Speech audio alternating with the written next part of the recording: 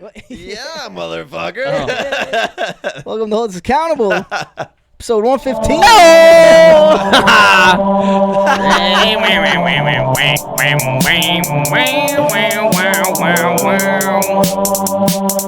Ladies and gentlemen, motherfuckers. Oh, we're back. Back in the stew, baby. Yo. Thank you for tuning in. I know your time is valuable. There's thousands of other podcasts that you could have settled for, but now you're just vibing with two goofy dudes from Wisconsin who like to discuss their problems, figure out ways to solve them, and challenge the listeners. Check. They ain't done before. This is Hold Us Accountable, episode 115. Yeah, this is Hold Us Accountable. Maximilian Seamus Johnson. K-Sound. Back at it, baby. Back at it. Hold us accountable. Oh, hey, the sign's working. Well, halfway.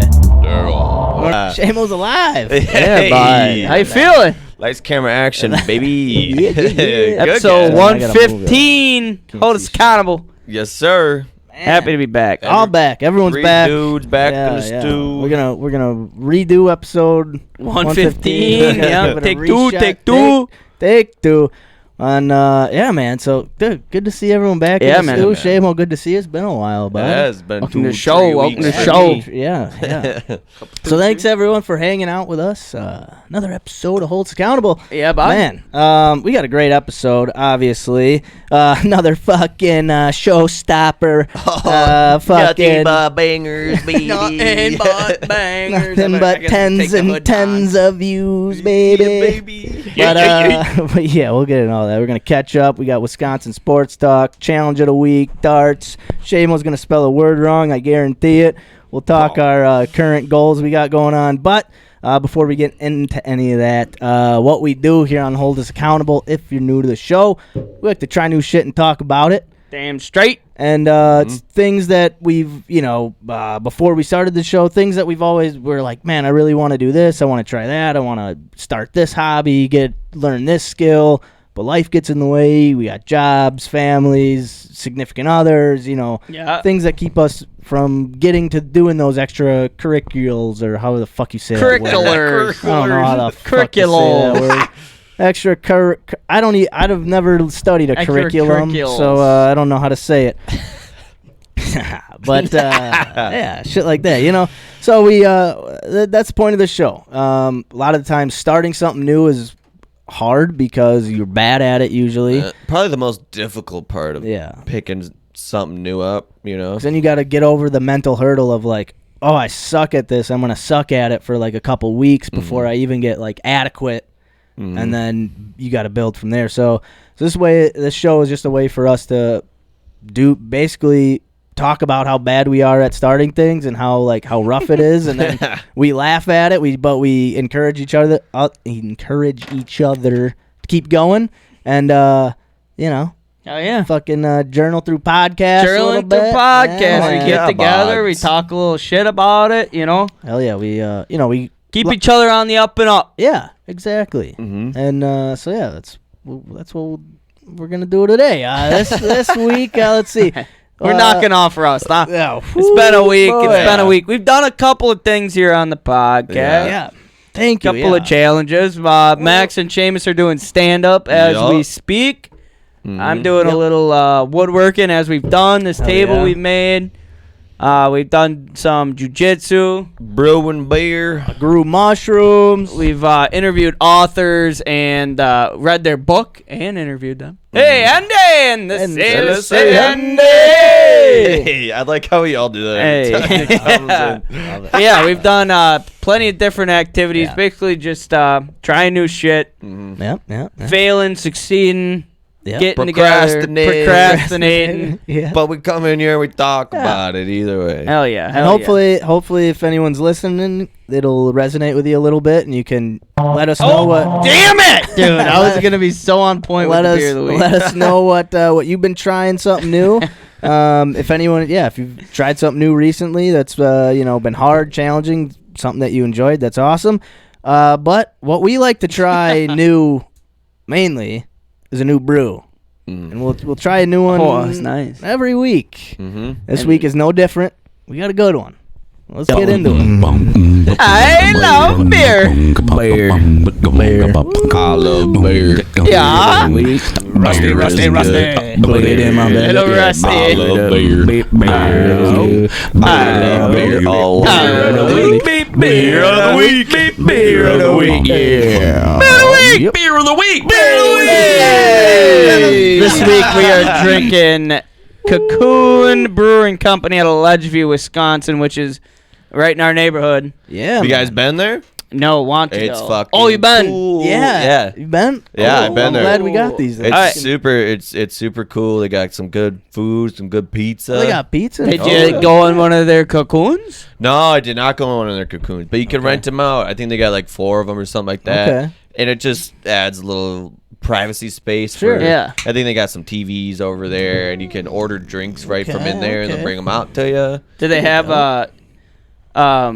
good outdoor chilling area? Yeah. So they got like a actual fire pit out there with some logs out in like a gravel area.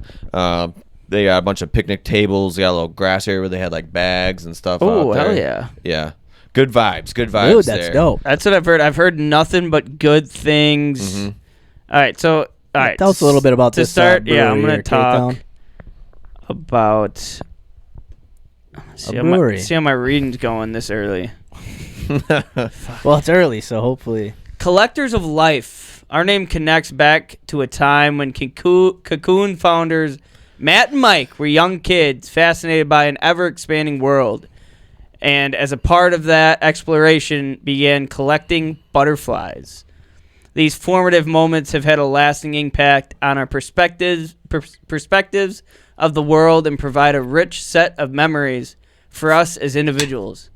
We now gravitate to activities, places, businesses, and people that provide such direct, authentic, and visceral emotion. Nice, dude. Cocoon Brewery aims to celebrate the vibrancy of life felt, experienced, and shared, not simply observed. All right, so these are big. God, I'm on These are it big today. butterfly guys, huh? Because this can we're drinking out of is a butterfly can. Yeah. Mhm. Okay, so Yeah, read the can there.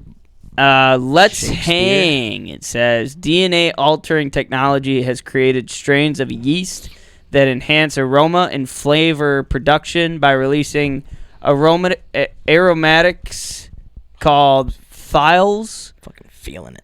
from malton hops at levels not previously possible. We've used this yeast to coax a unique Falls off the ledge. Cokes. Fuck, okay. Coax? What does that mean? Cokes like Mix. draw it out. Draw it like, out. Come on, Coax. come on. Okay, buddy. coax. A Yeah, unique trying to get a boner, burst you're of like, trouble. come on, buddy. Come on, buddy. Time to coax up a little bit, cock. All right, here we go. A unique burst of tropical scents and citrus flavored from an IPA loaded with El Dorado, Nelson, and Galaxy hops. Grab it fresh and add it to your collection. Oh, so This hop is our latest specimen. Oh, shit. Hazy India Pale Ale. What do we got? 7%. Yeah, a bit of a boost. Bit of a boost. Shit, I wonder what the IBUs are on it. Cheers, fellas. I just spilled. Ooh. Cheers to you. Whoa. Shit. Cheers to me. Cheers. Cheers to us. Sorry. Let's say- That's an interesting one. I like it. I like it. Oh, Carl's not a fan. It's giving me butterflies. Yeah, dude. Man. That is It's interesting. it is interesting, man. Yeah. I want to see if I can. Hazy India Pale Ale. Oh, Oh. tastes like a sweaty This sock. hop is our latest specimen. No, I love it. It's really good. This is I don't think I've had anything. So like yeah, this what kind of before. what beers were you drinking when you were at the brewery? Oh man. And also, when was it? When did you go? Yeah, tell us about your time. Probably like a month or two ago. Okay. I ordered like a sherbet sour. Interesting. Yeah. And it was so sour. Yeah. I thought you were Yeah. saying so good. The flavor was good, but I would drink it. I'd be like, They'll like actually like. Whew. Where's the? It was like a warhead. It like was sour? It Like, was a fucking sipper. It took me a long time to get through it. I'll say this: I've tried a lot of sours, and when someone first told me about them, I thought they would actually be sour. Yeah. And I have not had a single sour. What? I mean, they're like Tart, but I'm not like. Well, yeah. Like, sour. but I'm not like. No, it's not like. But I've never like even a sugary sour. No, but I've never even had one that I was like, "Whoa, okay, that's why they call it a sour." Yeah. So do you enjoy them? I mean, I enjoy some of them. This Yeah, one was a some. little overpowering for me personally, but I like a good sour. yeah, some are really nice. Yeah. Copper State's got a good one. I've tried I haven't really dabbled into the sours. I've had a couple. I've taste tested a few. They're usually hit or miss. I feel like it helps when like I don't have to order one. Mia does. She likes them, so she'll order them. I'll try them and be like, "Oh, that's good." Yeah. So I'm not gonna order it, but that's good. I'm trying to think. I feel like I've tasted a new beer. I don't think I did. Thought I tried maybe something in Idaho, but I think I just drank 47 Coors Lights. Jesus Christ. Which is new for me. Don't drink too many Coors Lights. No, man. No. I'm not a Coors guy. We got it was hard to find Busch Lights, so it was just Coors Lights. Sure. And Coors Lights. And Coors Lights. Dude, remember when we found that one beer in Minnesota, that like grain belt fucking Yes. that might be the only good thing about Minnesota was that beer. That like, yes, dude. I can't remember what the fuck brewery it was, but it was like, Grain or I Belt. think it was Grain Belt. Fuck, I can't. But yeah, it made me Do some research. think of it. Yeah. Man, So today, Jesus Christ. well, along with trying new beers, we like to rate these beers. Oh yeah. And we like to rate them off of our little handy dandy Pancho Ancho's big old Big Four beer scale.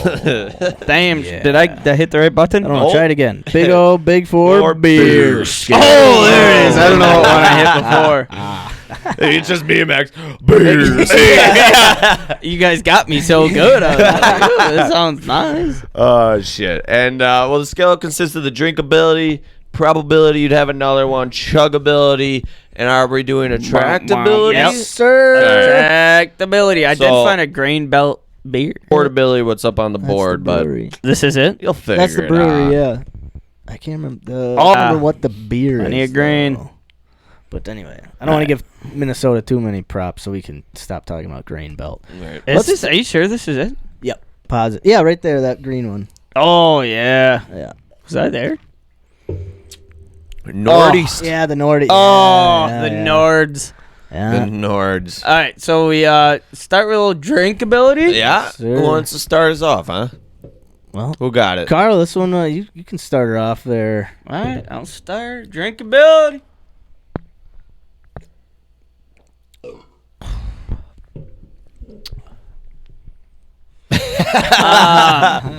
Pretty good. It's pungent. That's a good word. It's for it, hard. yeah. Got a lot of spunk to it. Oh, no. Spunk you. no. No. It's a spunky punger. Too much spunk, you got to use a plunger. It's a lot. I don't like the. It's like a fucking It dorm sits- room community bathroom. Yes. Sits on the back of my tongue. You know? Like a dorm Hey. room community bathroom. Yeah. Oh, don't you hate it when the spunk sits on the back of your tongue? Nothing like settling spunk on the back of your tongue. God damn it. All right. All right. I'll give it a 6.3. 6.3, eh? Not terrible, not my fave, but You know what I've been into lately that I think I'm gonna do for this beer after Spunk? after I rate? Yeah, I'm gay now.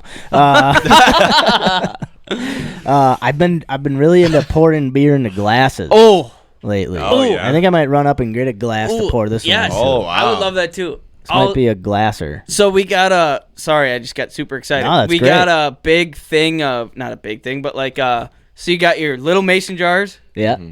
and then you got your big ones. Yeah. But then we bought a bottle of marinara sauce, Ooh. and it came in this nice little compact mid-size mason jar, and I was about to recycle it, and I looked at it, and I'm like, So I cleaned it out, and I doused it in water and tossed it in my freezer. Yeah. And I've been having ice cold beers in a frosted mug in my hand-sized mason jar. Not too big, not too small. Oh man, what kind of marinara sauce? Oh, might have to get me a. I'll send you a picture. Yeah, I might have to get me a. Any marinara sauce, I think. Pretty nice, dude. That is true. Yeah, I see what you're saying. Yeah, The frosted mug, I got that from my dad. He put it under hot water and let it overflow over the edges of it, and then toss it so the whole thing is frost. Yeah.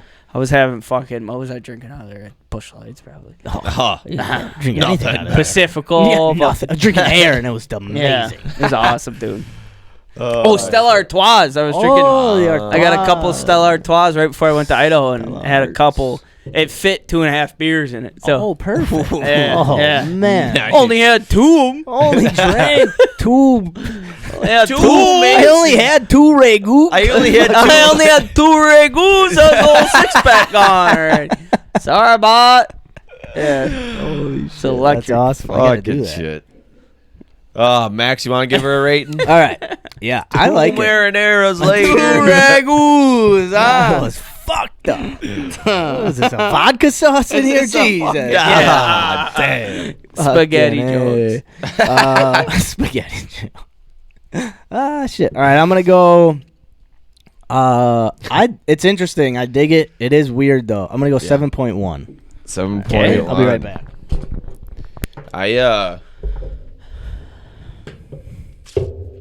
I'm a fan. Yeah? Yeah. I like that it's not bitter. Like, it is bitter, but it's not bitter. I'm not getting the heavy linger Not a linger. of the bitter. It is pungent when you take that sip, but it doesn't The initial linger. taste, the initial hit. Which is nice, because a lot of these beers get me when it sits in my mouth too long. You know what I mean? Yeah. Yeah. And it's not too thick. No, it's not. For a hazy pale ale, too. I'll give it like a 7.6 too. Ooh. Oh, yeah. Okay, so then we go on to probability that we'd have another. If I were sitting and I could only have hazy IPAs, there's a lot of hazy IPAs that I enjoy. Some good ones out there. Yeah. I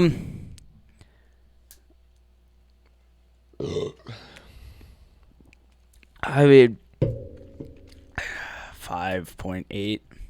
5.8. Not a big fan. No? No, Fair enough. but maybe out of the glass. It is maybe out of the glass. It Maybe is out a of the very glass. unique flavor, though. Yeah. I've never had tasted anything like this. I don't even know how to describe it. It's kind of floral, but like a little earthy in a sense. You know what I mean? Yeah. No, I'm good, bud. Yeah, actually, could you run back upstairs and grab it? No, I was kidding. Could you chill it too? Now that you're sitting. Could you chill it, please? Yeah. Ooh, it's a good, Thanks, good, bud. Don't come back down till it's ready. good color. What are they? Until you see the mountains. Smells like burp. Smells like. Yeah, floral is a perfect way to describe Yeah, this. it's pretty It's floral. a very Nice floral color. beer. Mhm. It is a nice color. It is, and it is. Oh, It is hazy. It's Little hazy. spunky, milky color. Oh. We know how much Kärel loves a spunk. Takes after his brother Tom. All right. Hey, probability you drink it again, asshole. Oh shit.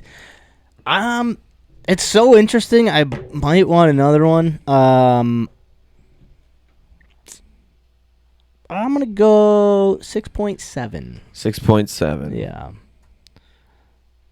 Not too shabby. Think about it. Think about it. Think about it. Yeah. Like, you would order one, try another one. If you didn't like the next one, maybe you would get this one again. I would probably get 2 for sure, just because of how unique it is. glass. But I think I don't know if I could do another 16 ounce Sure. pinter. You know. Just a nice little snifter glass full. A schnifter. Yeah. What's a schnifter? Like one of those, Snifter, like, barely even knew her. and I didn't even care. Snifter. We haven't done those in a while. Word, a snifter. A snifter glass. Yeah, it's like one of those the Hall of Fame glasses.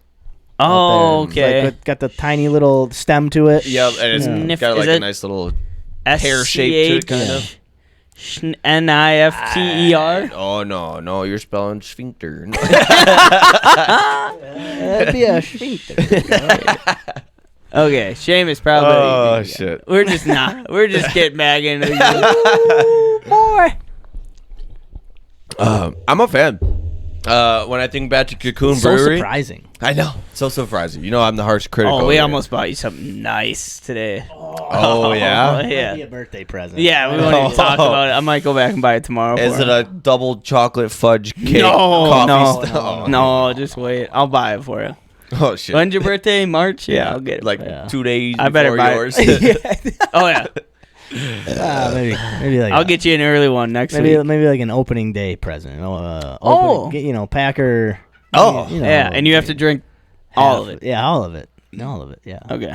Yeah. Okay. I'm kind of scared now. Yeah, you should be. It looks scary. Oh god. It's not a schnifner. Is it a Hurricane 2.0? No. Worse. Hurricane only wishes on this Hurricane. level. Talk about. The hurricane barely know her. Jesus. All right. I'm a fan. I'm gonna give this a 7.4. Okay. Oh yeah. Okay. I'm digging it. Oh man. Whoa. 734. Oh yeah, I haven't been going. This is okay. I gotta change it. I gotta get back on the whatever the fuck. I don't know what I'm saying. I'm I don't know what the fuck out of you're control. saying. either. I'm out of control. Oh, wait, we're gonna rate a little Oh, chuggability this on one's this gonna one, be boys. tough. Yeah. Let's try it out. Woo. Oh, Dude, this looks like orange juice. God. Looks like apple juice with pulp. Looks like pineapple juice. Oh, Oh, yeah. there we go. There it is. Mixed with I know. spunk. Oh god. Sorry. Damn it. You guys should have never everywhere he You goes. should have never ruined that word for me. I always spunk just thought meant spunk meant like ooh, Oh. woo, woo, woo. I know. Yeah, you're full of spunk. Spunk. Chuggability. That was a tough. Yeah, that it was was a little not tough. a chugging I beer. give it a 3.2. Man, I give it a 3. Yeah. Oh. Fuck. Seamus. I was thinking like an 8.0. I actually kind of like that. No, that was rough. We'll meet you guys in the middle and go 3.1. It's like being drugged through a flower field with your mouth open. Oh, like eating dandelions. yeah. It's like you know, It's the last. it's one of those dandelion. beers where you chug it and you have to sit there and swallow it to like get it down for like the Yeah, next yeah. 5 seconds. You're like, oh get god. down yeah, there. It's not good. and it was pretty pungent all the way down. You only have to do it one more time. Hey. Oh. Tommy, don't you know? Chug a look. Yeah, we're cutting that short. Yeah. Affordability. It was a 4-pack was $15. Are we doing affordability? Or are we doing no, attractability? that's right. Attractability. Thank you. Attractability. All right, now it's got some butterflies on it. I like this can. Yeah. It reminded me of it's a nice feeling when you look at this You can. get a nice feeling. A nice Yeah. feeling. You know, you're looking at some butterflies, couple monarchs. Like you're wrapped up in a cocoon. Like a cocoon, yeah. Like I'm feeling like a caterpillar, and if I drink this, I'm gonna bust out of my cocoon. This would make me want to kind of go into a cocoon if I drink enough of these. Yes. I'd be like, I just need a little cocoon So I think myself. And attractability. come out a It's not hungover like the. piece of I shit think butterfly. I think the next one has a little more pizzazz. Yeah, definantly. Oh, we got twofer. Yeah, we got two for. Both from cocoon. I'm gonna We give couldn't this one. decide. I'm gonna give it a 6.24. 6.24. Yeah, It's alright. it's not bad. It's It alright. definitely stands out. I like the hippie letters. Yeah. Cocoon. It stands out for sure. I like how cocoon is shaped like a cocoon. Yes. cocoon. Cocoon. And apparently, I mean, nothing against really liking butterflies. I have just never, had the fact that two guys were inspired by butterflies to create a brewery. Yeah. Magnificent. Is the last thing I would have expected. That's a news story we haven't heard That of. is, yeah. Fucking like Mike and Matt or whoever the fuck. Mike and Matt took a little LSD. They saw a couple butterflies and thought, if I were in a cocoon, I'd brew a beer. cocoons? Beer.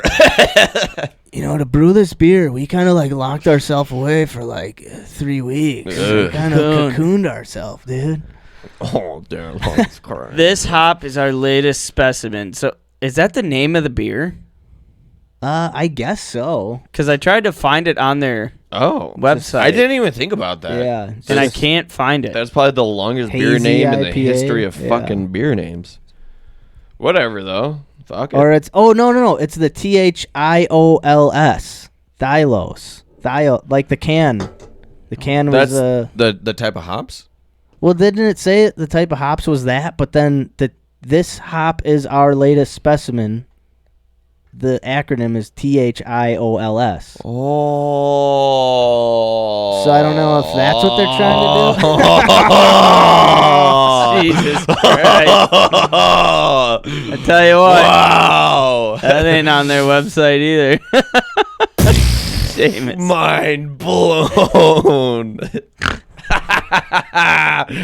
Woo! A fucking Momo.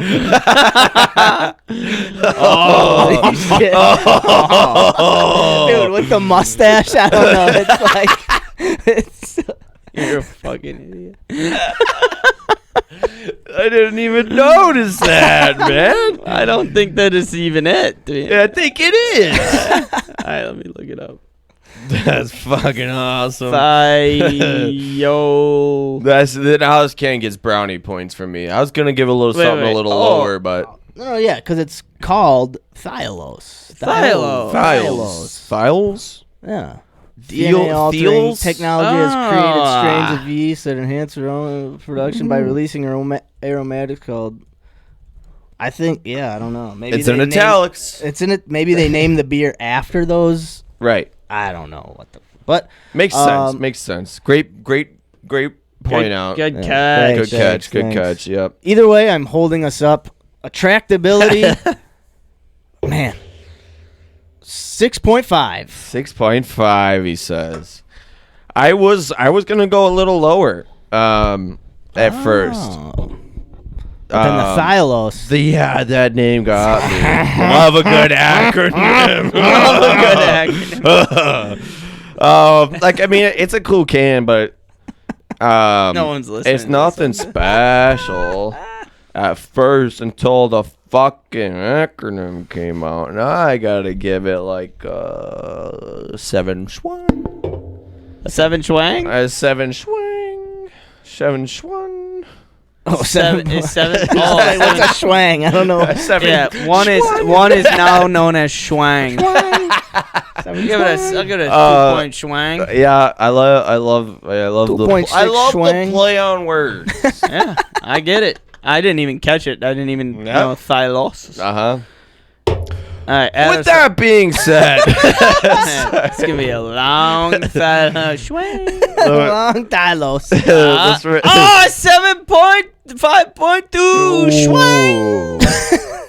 Swing. Holy shit. Ooh, our chuggability's really Yikes. brought this one Yeah. down, folks, for a 5.72.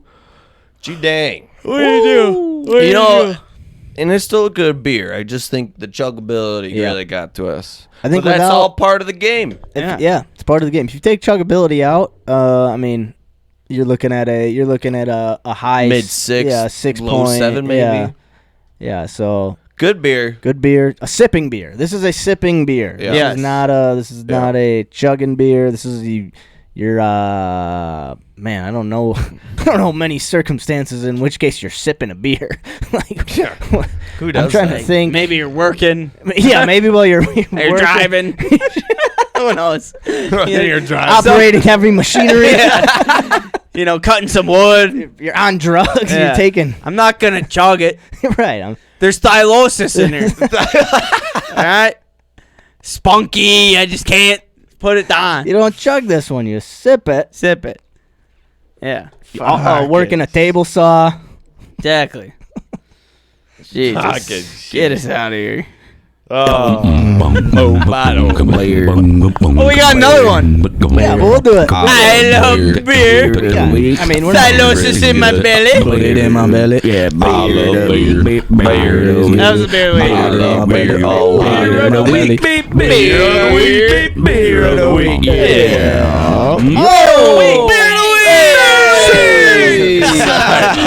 Sorry. Just Silosis. I'm getting my second win. Sorry. I see that. Seamus just The thighs got fighting me. fire with fire, and that fire just sparked, my friend. I still feel like a butthole though. Yeah. Yeah. What were you drinking last night? Coronas with the lime, baby. All night? Start out with No the liquor? some high noon. Any shots? Some Jameson. Oh! Some Rumpy. Oh my God! Some Coronas with the lime. Some green tea. Holy shit! Whoa! Nice. Oh, an Irish car bomb. Fucking a quiet night. It started as a quiet Just night. a couple quiet ones. Yeah. You know? Yeah, it didn't end out very quiet. You know what I mean? Yeah. Turned into a fucking head-on collision. Yeah, brain was pretty loud today. Screaming. I thought about it. I was like, oh boy, I don't know. Yeah, you I was like, I think I got to. You texted back, yeah, you're like, I'm moving pretty slow today. I didn't know if that meant maybe just maybe a little stony baloney playing video games or Oh no. nothing Oh, like no. a Wednesday night Partied train like a wreck. sophomore in college. Yeah, Holy like a sophomore shit. in high school. Jesus Christ. Back when I I was tell beer you looting four locos and Holy Fucking tell you what shit. though, I fucking love Irish car bombs. never had Oh, it. yeah, Still to this day. I'm not a big fan of them. Never had it. I don't like how they congeal. I don't like how it congeals. What Well, does if you congeal don't drink mean? them fucking fast enough. Okay, then I guess they've been made poorly. What does Yeah. congeal mean? Like the cream They start to coagulate. gets like all. oh, quaggies. Yeah. yeah, you gotta Yeah. chug them. Yeah. Like when, like Yeah. it, looks like curdles. Okay, thank you. Yeah. Yeah. Yep. Give me a name. I understand. Ooh, 3 viewers. What's up? Oh shit. All right, boys. Wild. How you been doing? Hey.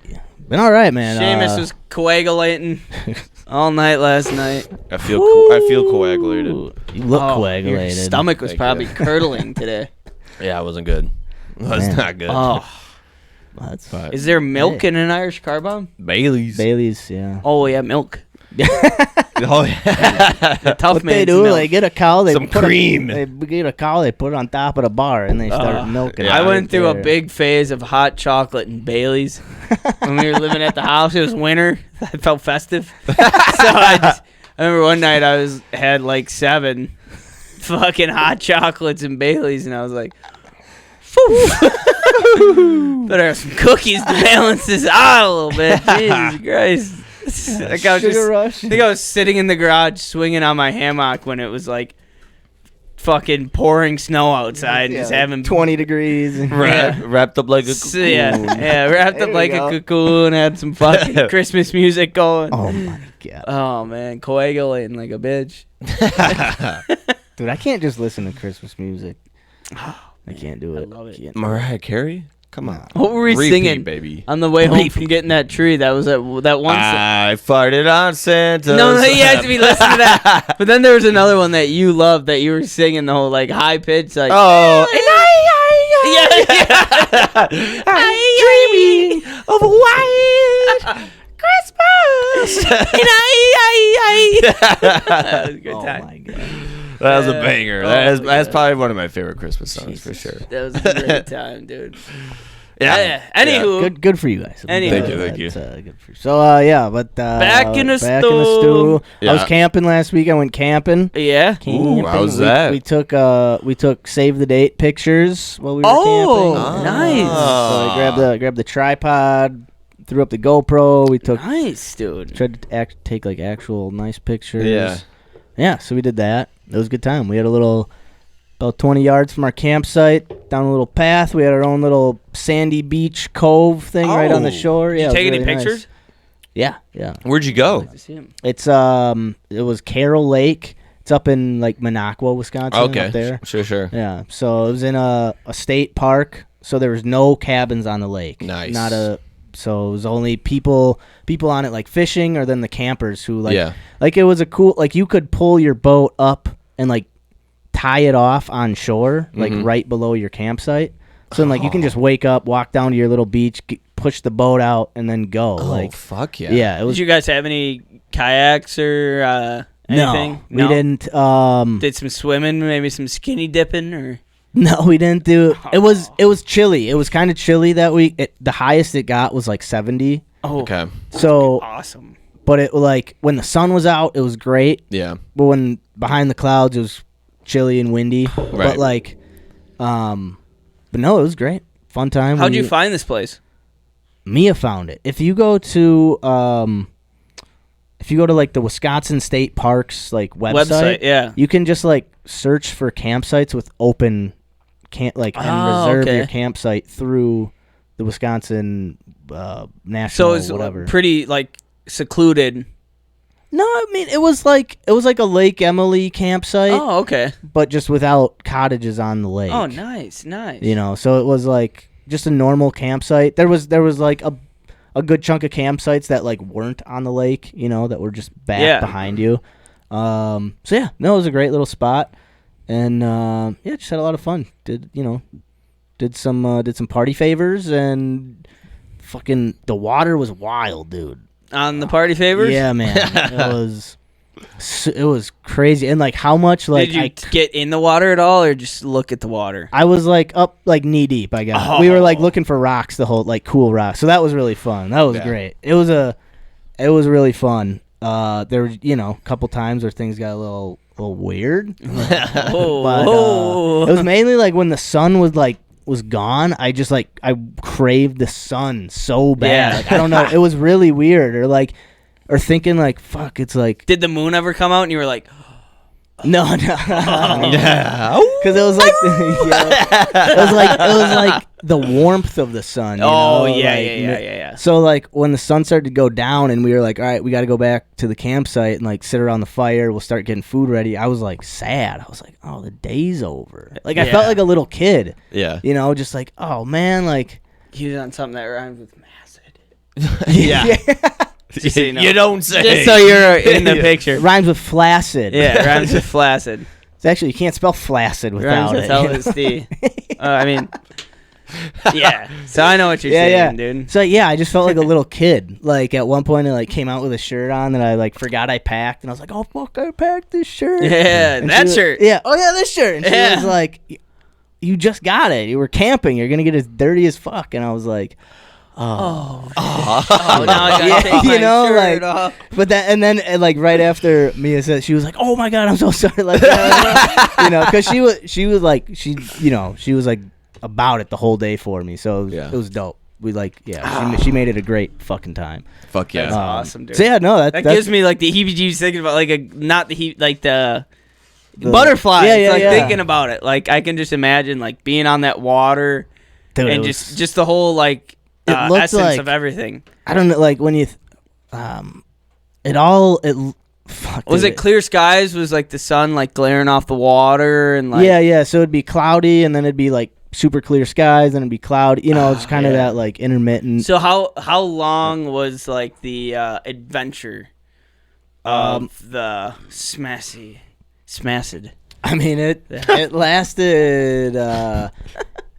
Well, dude, it went trying to be discreet. Yeah, we went discreet. No, it went in waves. Like there would be, but I took it at like 2 p.m. Okay. So I was probably still kind of feeling it until like 11. Oh, okay. Oh, okay. But not like yeah, I guess. Obviously, after like 9 o'clock, it really started to like wane. Yeah. Oh, but dude, I was cooking brats. I swear to God, the brats were fucking moving like that. Like I could like see him like the inside. Was there of a it peak? Did you peak at all where you were really like, woo? Yeah, I think it was when just being out in the water and in the sun, that was like the best. And then just having that like the kind of like, oh, the day's over, like having to come over, get through that emotion. Yeah. was like, no, it's just a day. Like, it's okay. It's all right. Like, another one's coming tomorrow. It's gonna be okay. Yeah. It's like, I don't want it to be done today, though. I got my shirt on, dude. I want to be in the sun, in the water. I'm not gonna be in the water tomorrow. So yeah, but like that shit. But it was, I mean, it does bring you back to like your youth a little dude. bit. Right? I swear to God, I feel like just a kid. Like, I'm back to like being 7 years old. Yeah. That is like what I feel like. It's beautiful. It's It a is. beautiful It feeling, is, dude. It really is. Because everything is, this is the best. It's the best. This is the best. This like, is the best, or this is the worst. Or exactly, which is such a like youth child thing where it's like, you don't like my shirt, you know, or like the sun's going down. You all know, about like, it. Yeah, all dude. against it. Yeah, for sure. That's awesome, dude. That's what I was up to this past weekend. Great time. That makes me want to like go camping, a good fall camping trip too. Oh, we're gonna try to do one, so we'll keep you guys posted. Yeah, that'd be we're sweet. not sure. Just Mia's got a lot of school stuff. So I'm not sure how it's gonna go, but we're thinking about it. So, but yeah. How about you, Bud? Do over there. What did I do? I did a little bit of golf and getting ready for a golf outing coming up. And Cock and bull golf outing? Golf outing. You're in it? Oh yeah. Wow, man. What does this entail? This sounds like It involves smacking balls and drinking beers. Well, I mean, is it like the employees of Cock and Bull, or is it like anyone who goes to Cock and Bull can sign up? Yeah, you can form a team of 4. Yeah, I think a lot of our buddies have been doing it for a couple years. Yeah, and it's just a scramble, so you just play like best ball or whatever. Yeah. Oh, it's and everybody starts on a different hole, so there's a bunch of teams. Okay. You start on a hole like not just hole 1 or hole 10. So then you just keep all over. So you keep going, but trying to get a little practice in. Yeah. Where's the golf outing? Royal Scott. Okay. So it's gonna be me, Strinny, Butters, and Denny.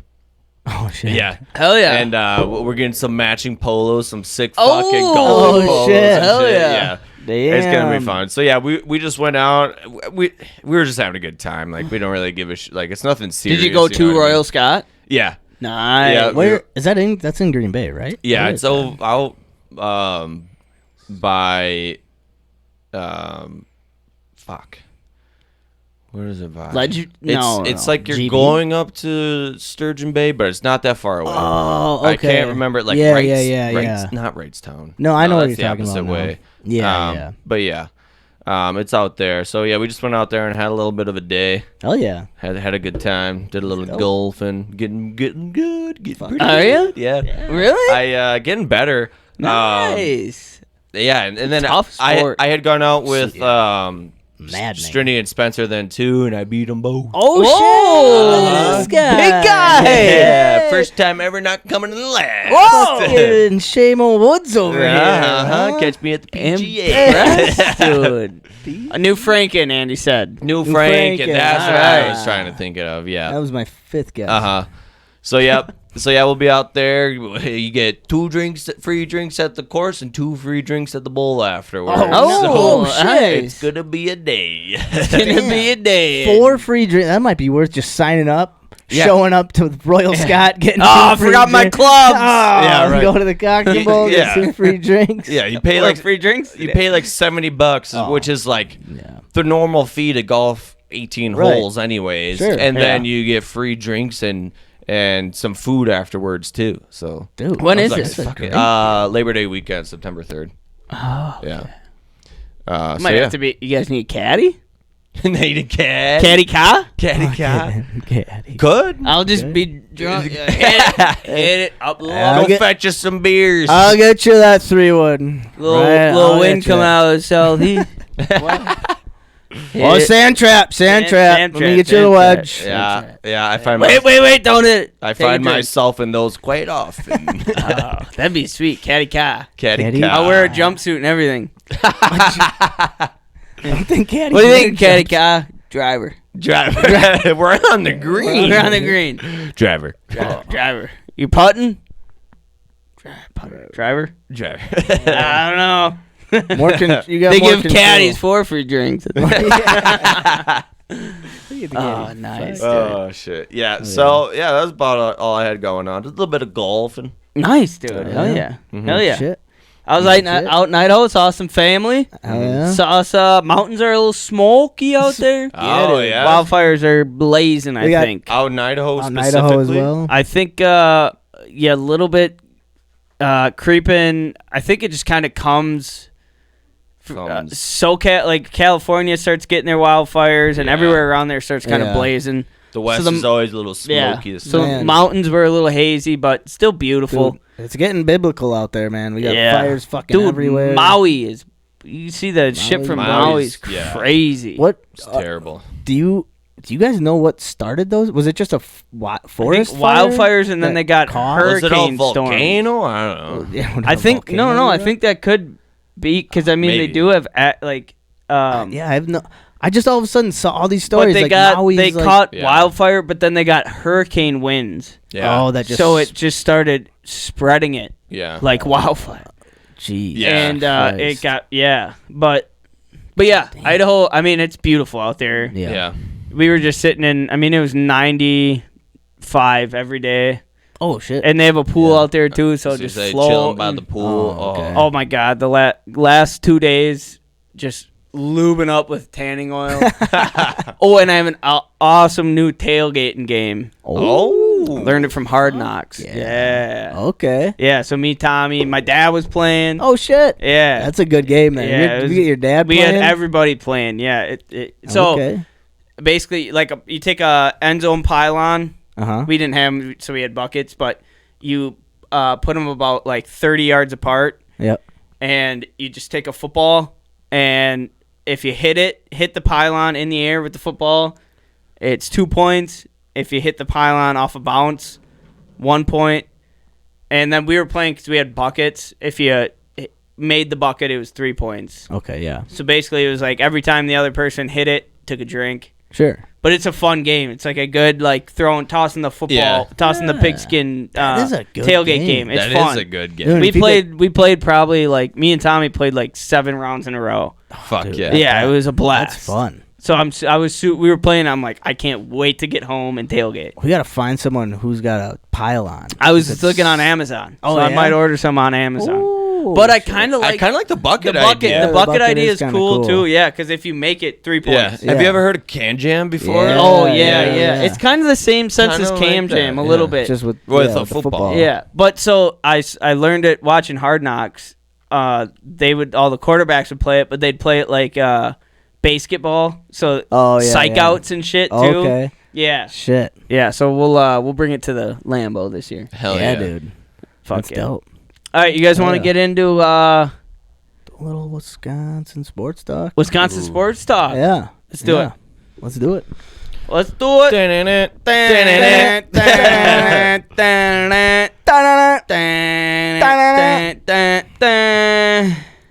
know I downloaded some. Yeah. Ladies and gentlemen, this is Hollis Accountable Sports Talk with Maximilian and Seamus Johnson. Hey, and this is Carl Wardlow to my right. Hell yeah, we're talking all things Packers. Call Andy, maybe get a little Bucks talk, Brewer talk. Talk Brewers, yeah. Forgot we were getting Andy on. Yeah, Maybe. Episode 115, Sports Talk. Stay tuned.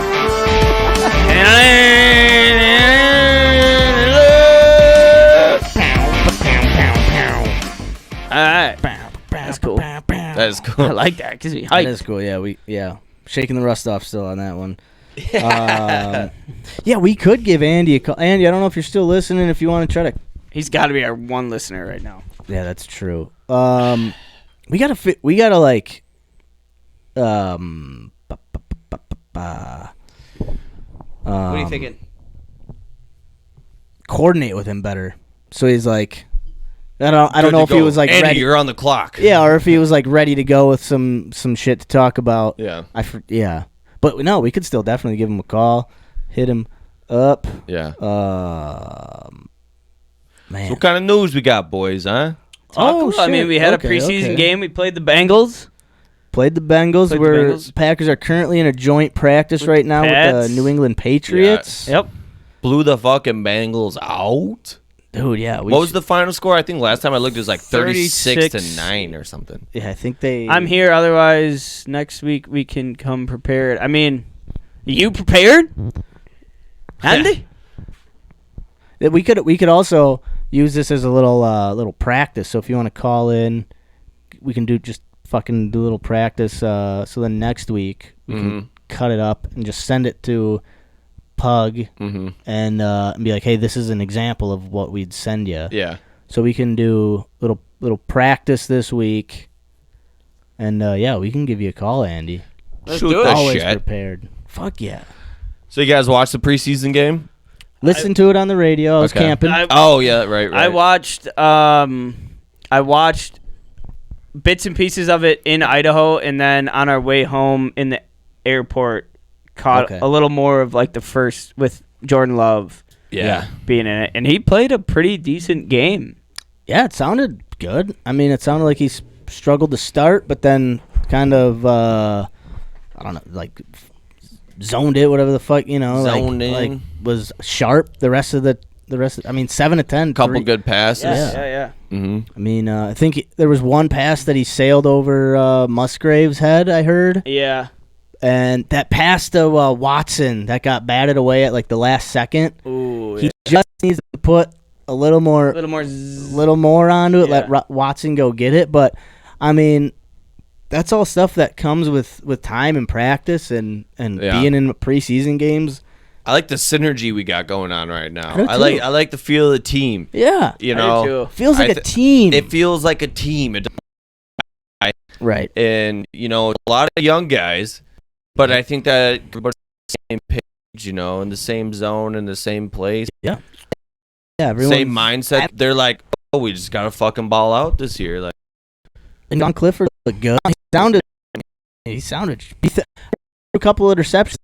I think one of his interceptions passed to one of the guys, other guys. And I think another was a bobble. Okay. It was kind of like a situation. He said something like after he was like, I thought I was confident and I just rip it. Where's Clifford? He's right. I'm pumped. Yeah. We play the 1-2 Patriots and then one more. And then we play Seahawks at home. So yeah, I'm pumped to watch the preseason before.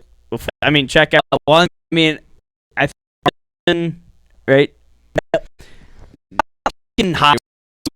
Yeah, I think he missed some preseason against the Bills. Yeah, he missed. Well, he made all of his field goals, but he missed like 1 or 2 extra points. I think. Yeah, so I don't know. Crosby's out there still looking. He might be on speed dial. I think I saw a post or a video of him working out. Kicking field goals. I think if it falls through. Yeah, I think he might be on speed dial. I was listening to the McAfee show, and they do they go around and talk to all the reporters from all the teams, all the I can't think of the name, but the reporters from each teams, and they were talking to the Packers reporter, and they asked the question about the kicker, about Anders Carlson, and he said I think we're full steam ahead with him. We're going to stick with him. Yep. I don't think there's really any and he's young. I think a lot of the other rookie kickers are kind of on the same balance as he is, missing a few, making a few, don't look completely solid. Just got to get them jitters out of the way, you know what I mean? I hope so. He's got a cannon on him. He's got a boot. First time playing out in Lambeau, he's got to get you a little bit. That's the name I was looking for. Sorry. But the only thing that I see, because last week, Carl, or 2 weeks ago when we were talking, I was all like, I'm kind of, I'm all about letting the young guy kick and go through his struggles, even during the season. He's probably gonna lose us a couple games, like that's. But but do you want? But were we ever gonna be? I mean, it's only gonna suck if we're actually really good, and it's like, holy shit, we're contending for or just the playoffs at least, yeah. Yeah, but that's what I mean. Did we really have this whole season was kind of like, all right, let's create a team. Let's build together. Love is gonna struggle. So why wouldn't a rookie kicker struggle. Yeah. You know, like everyone's going to struggle. Yep. But the only thing that's given me pause to that notion of just letting him kick and work through it, because maybe he's a long-term kicker, is like I love Rich Bisaccia, and I love that he's coaching for us, but like he was the guy that came out and said like Amari Rodgers is going to be our punt returner. He's the guy. Like I believe in him. I have faith in him. We're not trying anyone else out. It's only him. And Amari Rodgers sucked, and we went with him. We stuck with him, and he never panned out. There's just been, and then with the whole who is it? Dallin Levitt. I think I was listening to a podcast, and they were like, all right, I went back and watched every single punt block over the past 2 years. Every single time, Dallin Levitt was the guy like leading, like in front of the punter, directing the blockers where to block, and he fucked up every single time. And he's like he's not that great of a safety, but yet Bisaccia is just like, this is his guy. This is like his guy. It's like, okay, you're great. And then he's like, well, I know Anders Carlson's older brother, so I believe in Anders. Like, this is my guy. Daniel Carlson came. Yeah, Rich Bisaccia brought him into the Raiders. Yep. And he ended up being a pretty pretty good he's kicker for him. Turned him into a and Rich Bisaccia, Keyshawn Nixon was Rich Bisaccia's guy. That hit. Yeah. So it's like he Give hits it some and time. he doesn't. I like that he like, sometimes it doesn't pan out, but at least he's invested in developing somebody. You know, I agree. Sometimes that goes a long way. But also you need sometimes to know. it just works out, but sometimes people need to develop, and I think Bisaccia can develop a lot of guys. So I agree. I think it's just tough when, like, for missing. We gave some guys long leashes. Yeah. And it's like, okay, what like at what point is it a detriment to have this much? So my only thing is I would like I trust Bisaccia. I'm like, all right, if this is your guy, let's give him like 4 or 5 weeks into the regular season. And if he's still like, since he's a rookie, I'll say, all right, let's give him the season. Because I like him. I believe in this kid. Yeah. I want him to be a long-term kicker. I say give him the year. If he struggles, he struggles. Yeah, I think give him the year for sure. And, like, let's let him go. But give him some pressure. Let him feel that regular season pressure. Maybe the field goal, those game-winning field goals. Put him in those. Let him get in those positions. Let's see how he does. And I mean, the fact that he's missing, I think he maybe just, I don't know. The fact that he's missing PATs. Yes. Is a little suspect. Yeah. So I mean, why is he missing? What's going on there? I don't know. I'm not. I have no idea. Entirely sure. Okay. But he's got a cannon on him. That's the one thing about him. He's missing. His accuracy isn't phenomenal, but he's got a boot. Okay, so it's like, all right, if dial in. I heard something about this. So he's a straight line kicker. Okay. So there was a kicker talking on a podcast, breaking him down. He's like, all right, he's a straight line kicker, and that's good for when you need to get like a deep drive, a big kick, but it's tough on accuracy. So he's like, the dude has got a crazy leg, but he's just not accurate yet. So he's like, what would you rather have? Would you rather have a kicker that's super accurate, but you need to develop a leg that's a stronger leg, or would you have a guy that's got a crazy strong leg, but he just needs to develop his accuracy? So it's like, I mean, I see where you're coming from. Yeah. I think I'd rather have accuracy over power to start. To start. For yes. sure. Because I think power is something that's easier to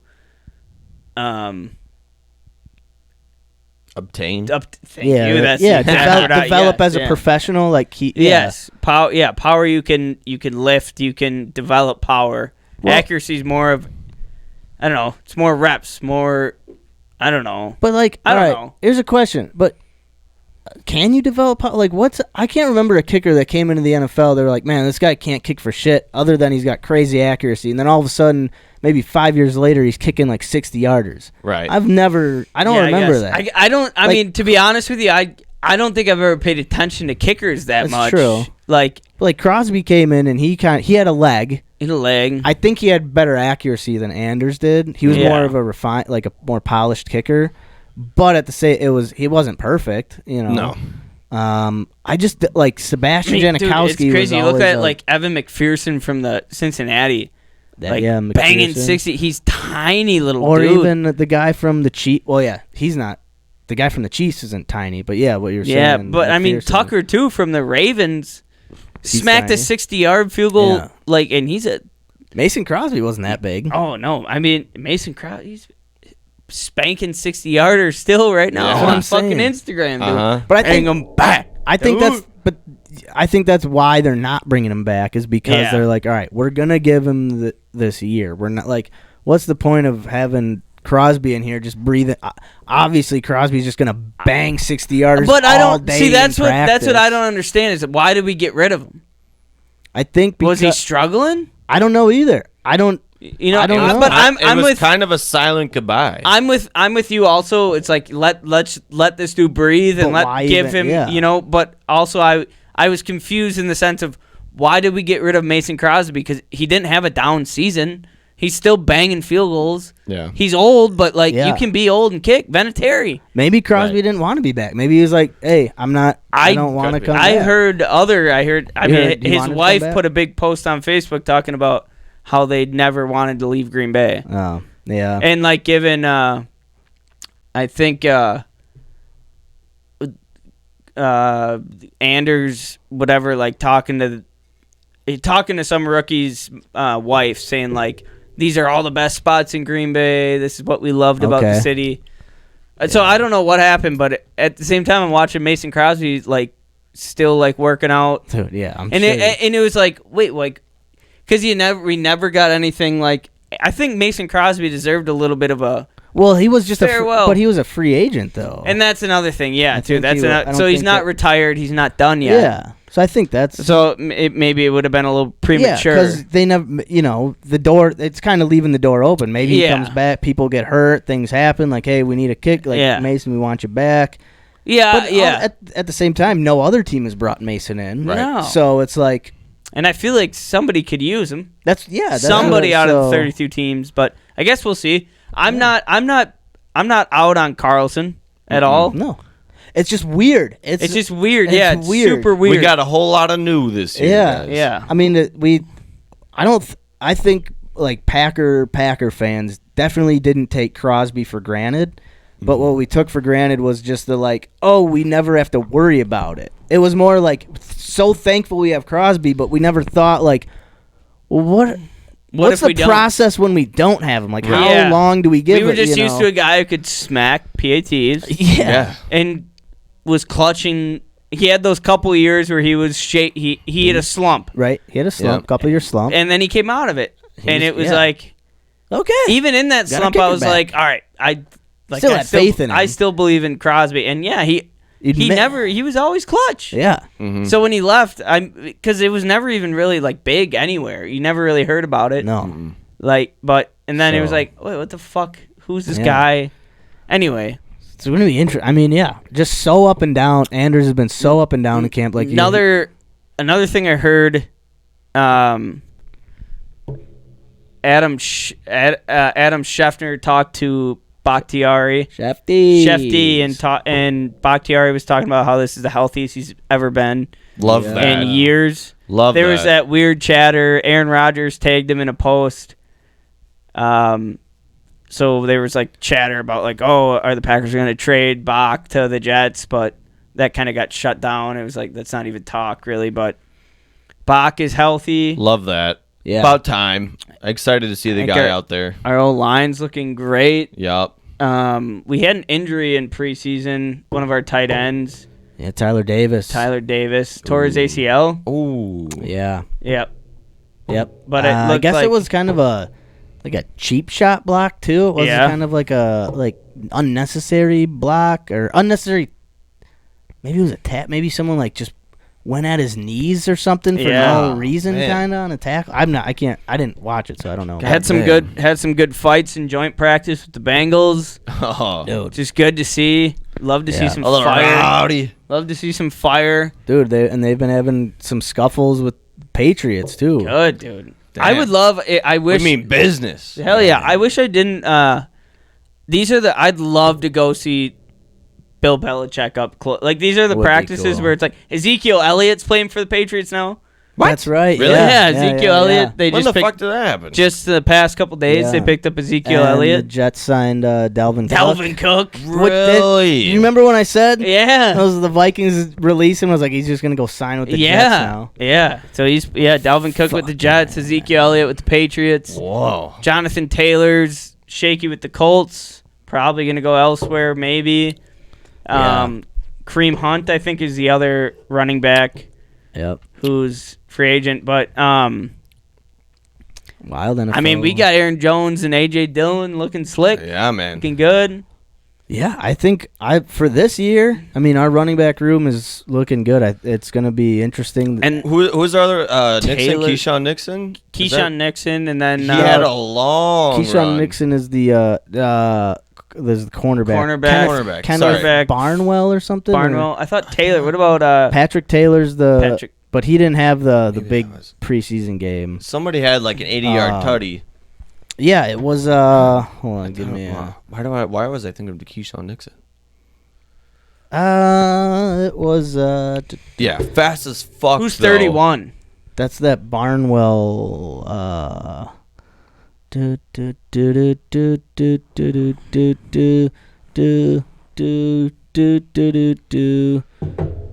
Man. Emmanuel Wilson, not Barnwell. Wilson. Way off there. Okay. Wowzers. About that guy. Emmanuel Will. This guy was also from like a D2 college, like a nothing school, and we just kind of fuck. Yeah, we just picked him up. I think the Browns cut him a couple weeks ago, and we picked him up. And I'm gonna give Andy a call. Yeah. Just see what his. He said he's always prepared. Hell yeah. Because, there's been some interesting things going on with the joint practice with the Patriots. All right, questions for we'll just talk about it. What's up, bud? Hey. I don't know how much. How you doing, bud? Doing good. Just sipping on some whiskey and enjoying a nice little dinner. Ooh. You got a few moments? Oh, for sure, bud. Hell yeah. Just thoughts on early Packer preseason training camp. How you think the Packers are looking? Your expectations for the start of the season? So far, so good. I think Love's going to be better than people think he's going to be. It's going to be interesting to see just how good or how bad, whatever. But I think people are just going to think he's going to suck, and the Packers are just going to suck just because Rodgers isn't there. Yep. But it seems like he's having some good practices so far. So, like you guys were talking about, I saw they had like 6 or 7 little scuffles today. It's good. Yeah. Love to see it. Love to see it. Yeah, we like to see fights. We like the fire from the boys. Fire under the ass. Right. But kind of seeing Love and Watson putting some chemistry together. Dobbs too. Dobbs seems like he's getting too, some touches, looking good. Definitely airing out some deep balls, getting those to connect. So, looking forward to it for sure. All right, and so I don't know. Andy, can you hear me right now? Yeah. Okay, cool. All right, last year you called out Romeo Dobbs as being kind of the guy to watch, the X factor. And you were fucking spot on with that last year in camp. Who's your guy this year that you're like, this is the guy, keep an eye, he's going to make some he might not be like, a game breaker in the regular season, but he's going to make some plays, and you go, who the fuck is this guy? Where'd he come from? That's a good question. Their 7th round pick, Valentine. Okay, hell yeah. Carrington. He's going to make the team. Hell yeah. Carrington Valentine. I love it. I saw they've been moving Rasul Douglas to safety a little bit. That's what I heard and, too. Letting Valentine get some reps at first team and second team corner. He's been making a name for himself in camp. Yeah, for sure.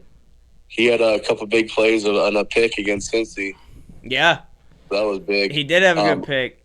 Yeah, offensively, Jaden Reed. Okay. Receiver. He was their second round pick or whatever, so his expectations are a little bit high, but he won't be anything crazy this year, I don't think, but he's going to make some flashy plays for sure. I love can it. see a lot of, end arounds, that type of stuff. Just his speed, I think, is huge. What do you think the impact our tight end group could do this season? We got a couple. I know Davis just tore his ACL, but we got Luke Musgrave and Tucker and Kraft. I know Musgrave seems like he's a fast, effective, he could be a little more impactful downfield, making big catches more than our past tight ends. Why can't I think of his name? Just went to the Bears. Tanyan. I think the tight end group could make a little more impact, especially at a young rookie age than definitely. I saw something that somebody said, or Love said he's going to try to feed the ball more often to Musgraves. Let him do his thing. I guess they're building a nice little duo there too. But I'm excited for the two rookies for sure. It just seems like this is the first time in a while that the Packers have really put like an emphasis on their tight end room and getting some guys who can really work downfield and do something, as opposed to just kind of being blocking guys. And I think that Tunyon was kind of that guy for that, but had some nice games, just never really put it together necessarily or stayed healthy. So that was kind of, tough to see, but I think this is going to be huge with those two for this year and definitely letting them develop and kind of going forward. Loving the chemistry of the team. What are your vibes on the team compared to last year? I think there's a lot of compared to last year. Not necessarily that it was just Rodgers, but a lot of the older guys gone. I think a lot of the new guys, a lot of young guys that are just ready to fucking go. To gear up and get out there and go at her. Young, dumb, and full of cum and ready to hit some motherfuckers. Oh yeah, I think a lot of guys are just ready to pad up and go hit somebody. Fuck yeah! Outside of the Packers, any Brewers news? Anything new on the Bucks frontier or the Badgers? Anything spark your interest outside of Green Bay Packers, but still involved in the Wisconsin sports? Yeah, the Brewers are slow and steady, holding their division lead. So we'll see how that goes by the end of the year. I know they have a tough schedule coming up. They dropped the first two games against the Dodgers. The past two nights, I think they're tied 0-0 right now. 0-0? You were correct. 0-0 in like the fifth inning, but so the final game against the Dodgers, they play the Rangers 3 times. I think they play the Padres 3 or 4 games, and then they got to play the Cubs.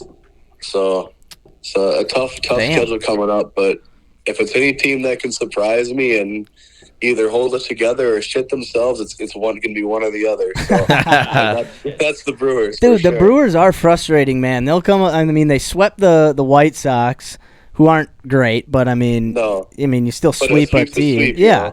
And then they just they have zero offense against the Dodgers, and it's just God, come on. Like when we play the teams that are good, it's we just struggle. It's this doesn't bode well for the playoffs. They fail to show up a little bit. Yeah, man. Badgers football is coming up. The first game, September 2nd. We play Buffalo. Oh, yeah. Buffalo Soldier. Definitely pumped for that. Yeah. Going to be excited to see the new offense. Go. Fucking, what's our head coach's name? Luke Fickle. Luke Fix. So is this? Don't mess with the Fick, man. Is this Mordecai? Is he the starter? Have they come out and said he's starters? Starter, yeah. Okay. Yeah, definitely pumped for that. See those guys air it out. Their running backs are great too. It's not like they're not going to run the ball. Right. They're definitely going to do that still. Still got Braylon Allen. Nice little 1-2 punch with Allen and Ches Malusi. Oh, they still have Ches. I forgot about Ches. It's going to be fire. And then this is since I've been alive and following the Badgers for as long as I have, this is the strongest the receiver room has ever been. No shit, huh? What I can remember. So, top to bottom, their top 6 guys are, 6 to 7 deep who can all play, get open, and catch some footballs, and they're going to have big years, I think. So, they got some of the guys coming back from last year. They also have 2 Cincinnati transfers, or or a Cincinnati transfer. They got a guy who's going to have a huge year, from what they're saying, from Oklahoma State. Yeah, didn't they have then, oh, sorry, my bad. And then they have a kid who was a redshirt freshman last year, who's going to play this year. He was a former 5-star recruit that went to USC. Oh, yeah. Transferred to Wisconsin. So that's what I was just going to ask you about. You know, just a strong group. Dude, I'm pumped. You got me even more hyped than I was, man. Holy shit. I'm gonna have to tune in a little more to Badger sports. Goddamn, Luke Fick. Shit. Well, hell yeah. Well, thank you, Andy, for calling in and tuning in. Yeah, absolutely. We'll get you back next week. Hell yeah. It ain't Bill Scott, but why not talk to Andy O about Wisconsin sports? Andy, thank you very much. We'll call you next week, pal. All right, we'll see you, buddy. You the man, Andy. Andy.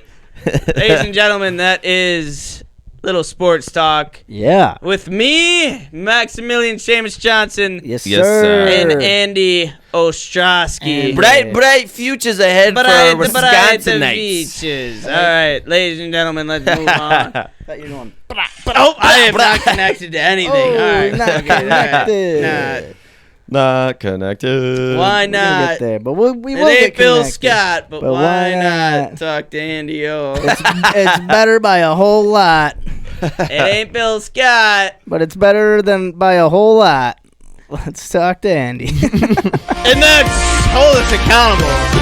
Episode 115. My name's Kärel Wardlow. This is Maximilian. This is Seamus Johnson. We're talking Badgers. We're talking Brewers. We're talking Packers. We're talking Bucks. Anything sports in Wisconsin. Here we go. Drink a beer, you're a queer. Let's talk sports. Wisconsin. Cheesehead.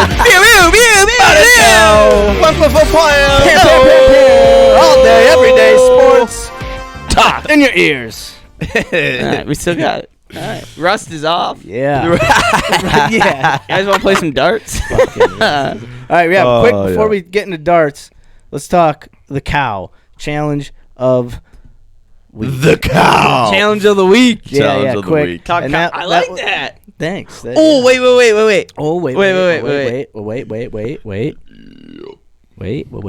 Wait. Get a moo. Oh, yeah. All right, say that again. All right, we got our. Let's talk about our cow. Challenge of the week. Hell yeah. God, this podcast is getting good.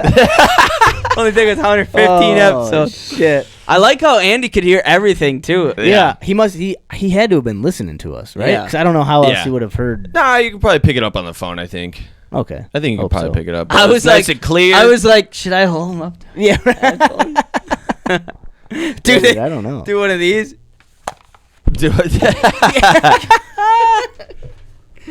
Oh, okay. Challenge of the week. So we were talking documentaries, right? Yes, Yep. documentaries. Watch a new doc. I'm gonna piss. Yeah. Ain't as fast as Max, but Yeah.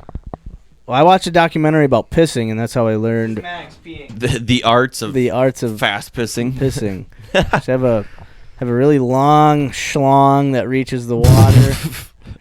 No, the key is having a short one, so it comes out fast. Oh, yeah, that's what I doesn't meant. take long. So I was gonna say, I was like, I can't. I don't That's know. how you pee so I fast. had to buy an accessory. This guy's pants up before his pits even hits the water. You know. That's what I'm saying. But I think we were watching documentaries, and it's been a little bit since I watched the documentaries. Mhm. But I watched on Netflix. There's like a History 101, and it's like short documentaries on just all different kinds of things. And I watched one on corn syrup. Oh. And wait, I think I have the notes in my phone. It's pretty interesting. I think we've always known it was bad for you. High fructose corn High syrup. fructose corn syrup. Yep. Yes, thank you. Let's see. History 101. High fructose corn syrup. So for a while, the U.S.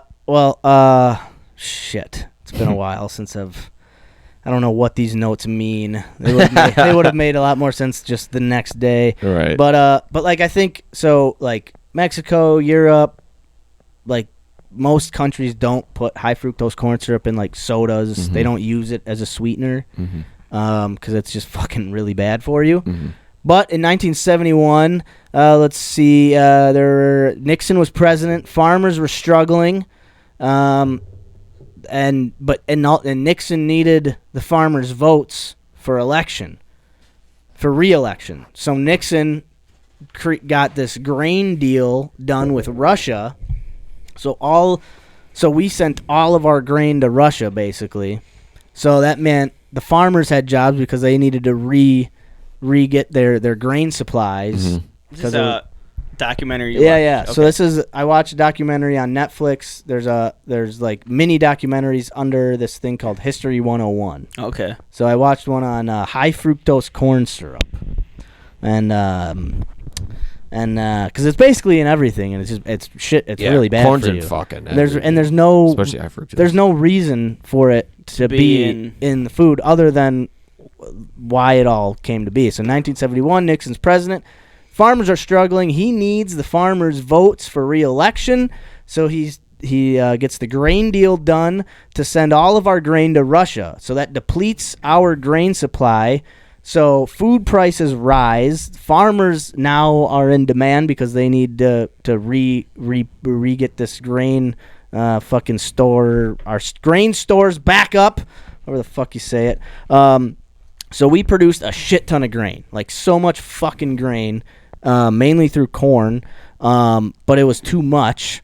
So then we just had a fuck ton extra corn because we made way too much of it. Because Nixon said the farmer, sold us out to Russia. Thanks, Nixon.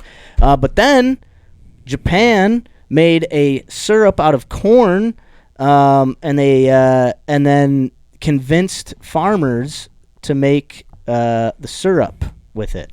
Corn syrup. Corn syrup. It was like, hey, we made all this. We figured out a way to make like this really sweet syrup out of corn. So then Nixon was like, oh, fucking cool. All right, farmers, make fucking corn syrup. So then, let's see. So then sugar prices were on the rise. So for a while, corn syrup was it wasn't cost effective to make corn syrup versus having sugar. Mm-hmm. But then sugar prices shot way up, and it became super cheap to make corn syrup. Mm-hmm. So then it was like, all right, we're going to use corn syrup now. So now all these farmers and all these grain supplies that we had are back in demand. So things are looking good. That was in 1974. Let's see, sugar prices plummet. So then 1980. Jesus Christ, I took too many notes here. These are your notes. Yeah, these are some notes I took while watching it because I thought it was kind of interesting just how like politics and like world world economy affects just like our diets to this day. It's fucked up how like, oh, I need to be reelected, so I'm gonna fuck out, like I'm gonna make like, I don't think he realized like corn syrup was fucking as shit as it is, right? But it's like, was it like a shortcut? Yeah, I mean, it's like it was a replacement kind of. Yeah, it was like, hey, like Splenda. Kind of. Yeah, I mean, honestly, it was, well, in a way, yeah, because it was like, hey, so, dude, it's just so fucked up because, so then all this high fructose corn syrup gets flooded into the market, but then what really happens is this no carb diet comes into like play. So like everyone thinks carbs are just what's bad for you, and carbs are what's making you fat. So people go to a no carb diet. So, but what they can do is pump it full of sugar, and it's like, oh, there's no carbs. There's no, like, from bread and shit. It's carbs from, but they say no, whatever. So, like, that fucks people up. But it's all because we have all this fucking corn. We have so much fucking corn, we don't know what to do with it. We're like, oh, we'll just make it into sugar because and that's what corn syrup is, basically. Yeah, high fructose corn syrup is just this super shitty, like sugary. Yeah, it's this super ultra processed sugar that's not natural. It's just corn isn't even natural. Corn should be its own History 101. Corn is like a wait, what? Corn is like a man. It's not a naturally occurring plant in nature. Like we created humans created corn. That's new. Same thing with broccoli. Broccoli's not a naturally. There are two new things in my brain. It's the really. Yeah. Genetic modified. Yeah. So just the fact that like we just had anyway, it's just this. I thought when was corn invented? What? Well, I think when was corn invented? I don't know. I didn't watch the. I thought Jesus was eating corn cobs. Nah, with a little butter and salt on that bitch. I don't think. With a side of fucking cheesy brock. I don't think it was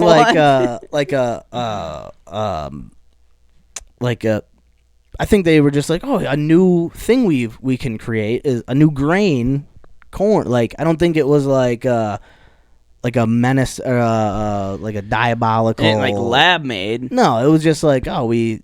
You want me to read it? Yeah, please. Thank About you. 9,000 years ago. Oh, 9,000.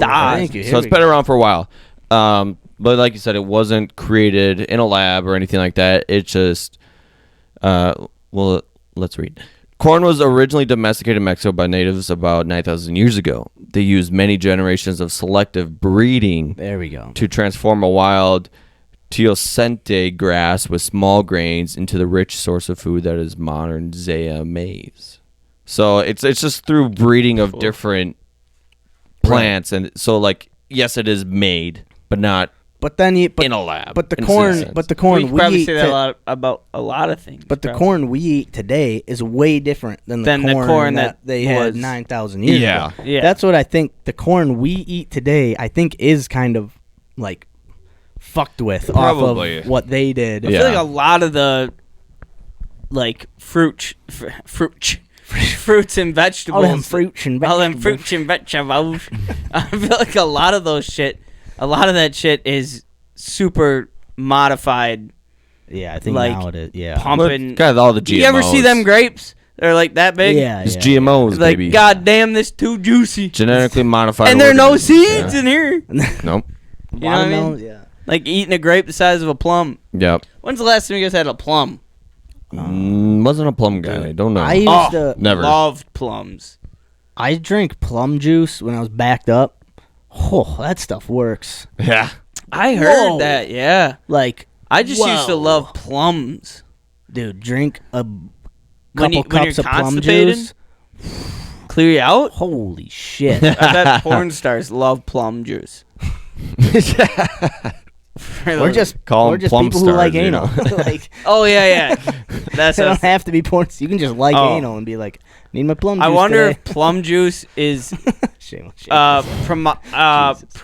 is bought mostly by porn industry people.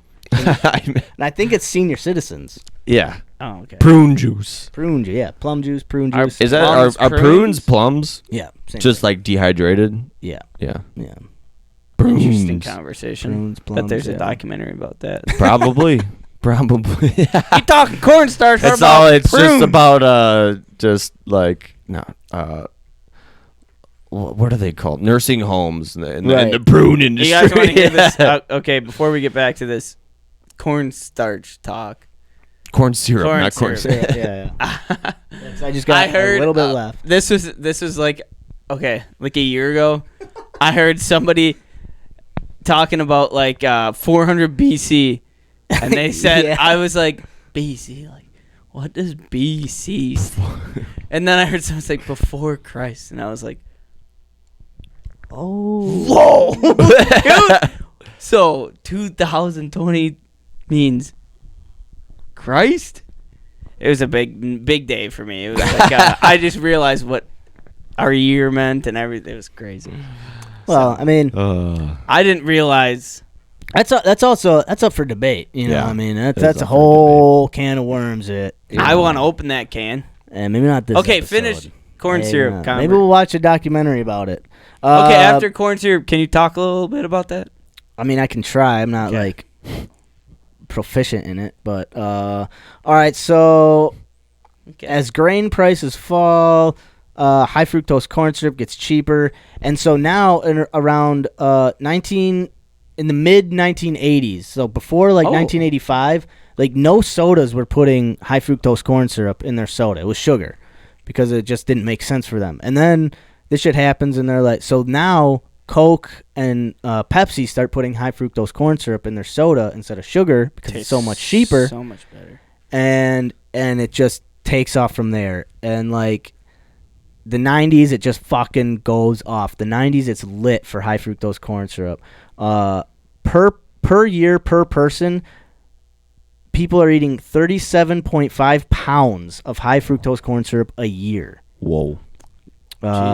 And obesity is just wild. Like, it skyrockets once like this is introduced into the diet, and like people start putting it, and companies start putting it in their foods.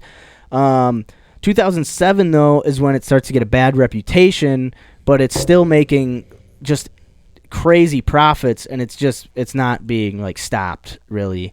And then there's subsidies for corn farmers, so there's like incentives for them to keep growing corn, to keep producing high fructose corn syrup. Like, the government is like giving them money to keep creating high fructose corn syrup, and it's probably not going to go away in our lifetimes because money rules everything. Yeah. Money. Mm-hmm. Money. So high fructose corn syrup probably in the majority of the things that we. Yeah. Oh yeah, it's in bread. It's in meat. It's in everything.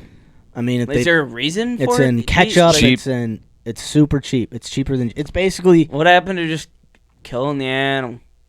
It's well, here's the thing. Here's the other thing. It's good old fashioned raw meat. People it'll make you want to keep eating it because so it's like salt. It tastes good. Yeah, it's salt, sugar, fat. I mean, those are the things like, so if you can get cheap sugar and like you can put more of it into it because it's cheaper. I do love Coca-Cola. And like drank one today. I mean, so it's and here's the other thing they were talking about in the documentary. This is the last thing I'll say on it, is that carbohydrates are not the issue, and like you shouldn't really cut carbs from your diet. You should cut bad carbs from your diet. You should cut carbs from your diet, like processed carbs or like bleached, enriched shit. Like, yeah. But like whole grain. How do you even like pin that down? You just look at the back. At the back. You just ingredients. Oh man, that's all. But it won't taste as good because it doesn't have corn syrup. Yeah, dude, I ate 4 Twinkies in a night in Idaho.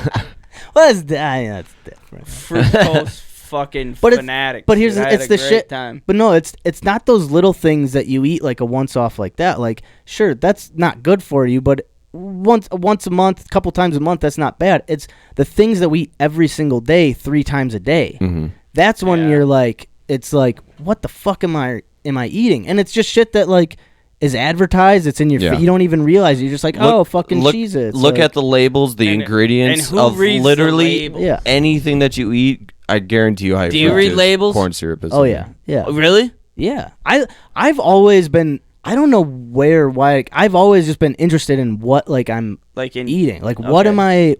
What's going in? I'll eat. I still eat shit. Like if I like something, but you are cautious. Yeah, so I'm like, oh, what's in this? I'm like, oh shit, that's not good for me, but it's damn, so good. You like that at all? I mean, I'll read it while I'm eating it. You know what I mean? I'll read it, but I'll eat it. It's like when you're taking a shit and you just need something to read. You know what I mean? But like, I'll just be eating food. I'm like, oh, this is in here, or whatever. Yeah. I'm not gonna lie to you guys. Never have I ever. I don't read the back of a. I don't really like go shopping. Like, well, what's in this? I do. If I'm shopping, always been like that. Yeah, I mean, ever since I started shopping for myself. For yourself, yeah. Because that's like I was always just like, well, it's right. It's not like. But see, like I read the back of something and I'm like, I don't know what's bad. It's like, 0 sugar, 0 carbs. All right, I'm drinking 4 of these bangs, dude. Fuck it, dude. Here's like what did they say? Like, look at the first like 3 to 4 ingredients. Okay. Those are the main ingredients in it. So if the first ingredient is sugar, probably not good. First ingredient, high fructose corn syrup. First ingredient is enriched, bleached. That's not good. So there's like a cheat code to it. Yes. Yeah. Aren't they like labeled out like what's like the most in it. Like, does that make sense? Yeah, the majority, like Because it's like when I go and buy cat food, you read the first 3 ingredients. Because it's like I'm not gonna buy something that's like the first ingredient is like wheat or something like that. Yeah, I want to make sure it's like turkey or something like that because the majority is that. It's not just thrown in there. I'm pretty sure I mean, this could to be a degree. To a degree. I'm pretty sure what is most is the first ingredient. Mm-hmm. What's second most? Because as you read down, the lower, like usually, the last couple lines will be like less than 2% of, and then it'll list like the most obscure ingredients. So I'm pretty sure it starts with like what's the most prevalent. So do you have like when you shop? Do you have things that you know like? All right, I know this doesn't have these certain ingredients in it. Like you don't have to read. This is what's in this. This is what's in that. I can structure my diet around this shit and be decent with what I'm like taking in. Yeah, like I try. Like if there's certain, like I personally have always liked the taste of whole wheat pasta. I love whole wheat pasta. A lot of times you'll look like just whole wheat is just like whole wheat flour. Like that's the only ingredient. Like so, I always look for like simple, the least amount of ingredients, the better in my book. Like so, do you have to look at these things in like meats too? Different meats you buy. Are meats pretty tainted with like different shit? Meats. I mean, yes, meats will have additives to them. And most meat in like grocery stores it's not the highest quality meat. It's really like they put like preservatives. They'll even add a little color to them. Like they're not it's not the greatest, but it's also it could be a whole lot worse. Like they're not trying to put shit in it to fucking kill us. Like I bought some ground meat earlier this week, and it was expensive. More, I don't know. I think I bought it because I needed 2 pounds. This is like the only 2 pound. Yeah.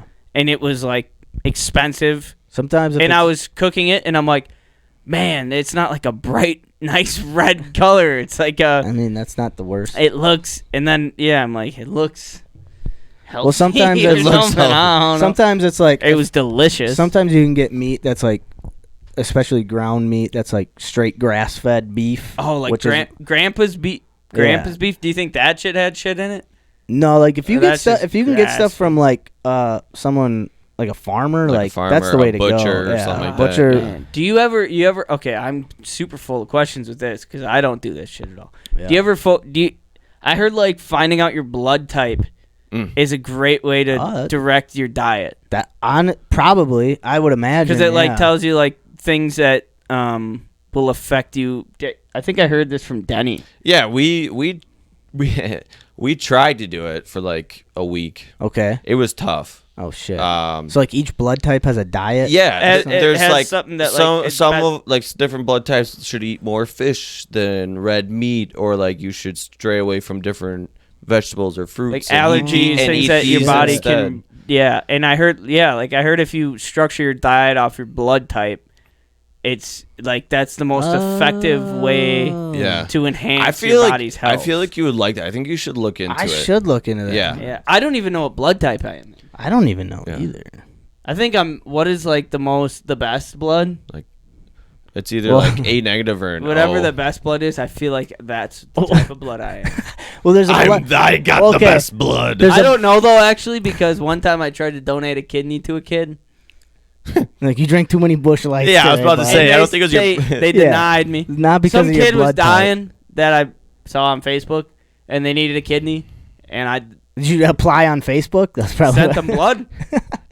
Yeah, you probably just and they said no. Your blood type probably just didn't match. Yeah. Fucking kid. So like, there's a blood type that goes with anyone can. Yeah, I think the O is O negative. Something like I don't know what it. I think that's I think I got the universal one. Do you? Yeah. So you got the good. I should donate. So you I've never should donated before, though. Wonder if I drank some of your blood if I would get a thick mustache. Maybe. Let's try. We got a knife in here. Probably get a small wiener too. I can't get any small gray hairs. So my my brain is so over the place right now. Speaking of thick mustaches, I got a new challenge for myself. All right, hold on. Hold that thought. Yeah, hold that thought. All right, so. All right. A quick recap of our documentaries before Yeah, we you get to guys. that. Yes. I'm done. Mine's a quick one. Yeah.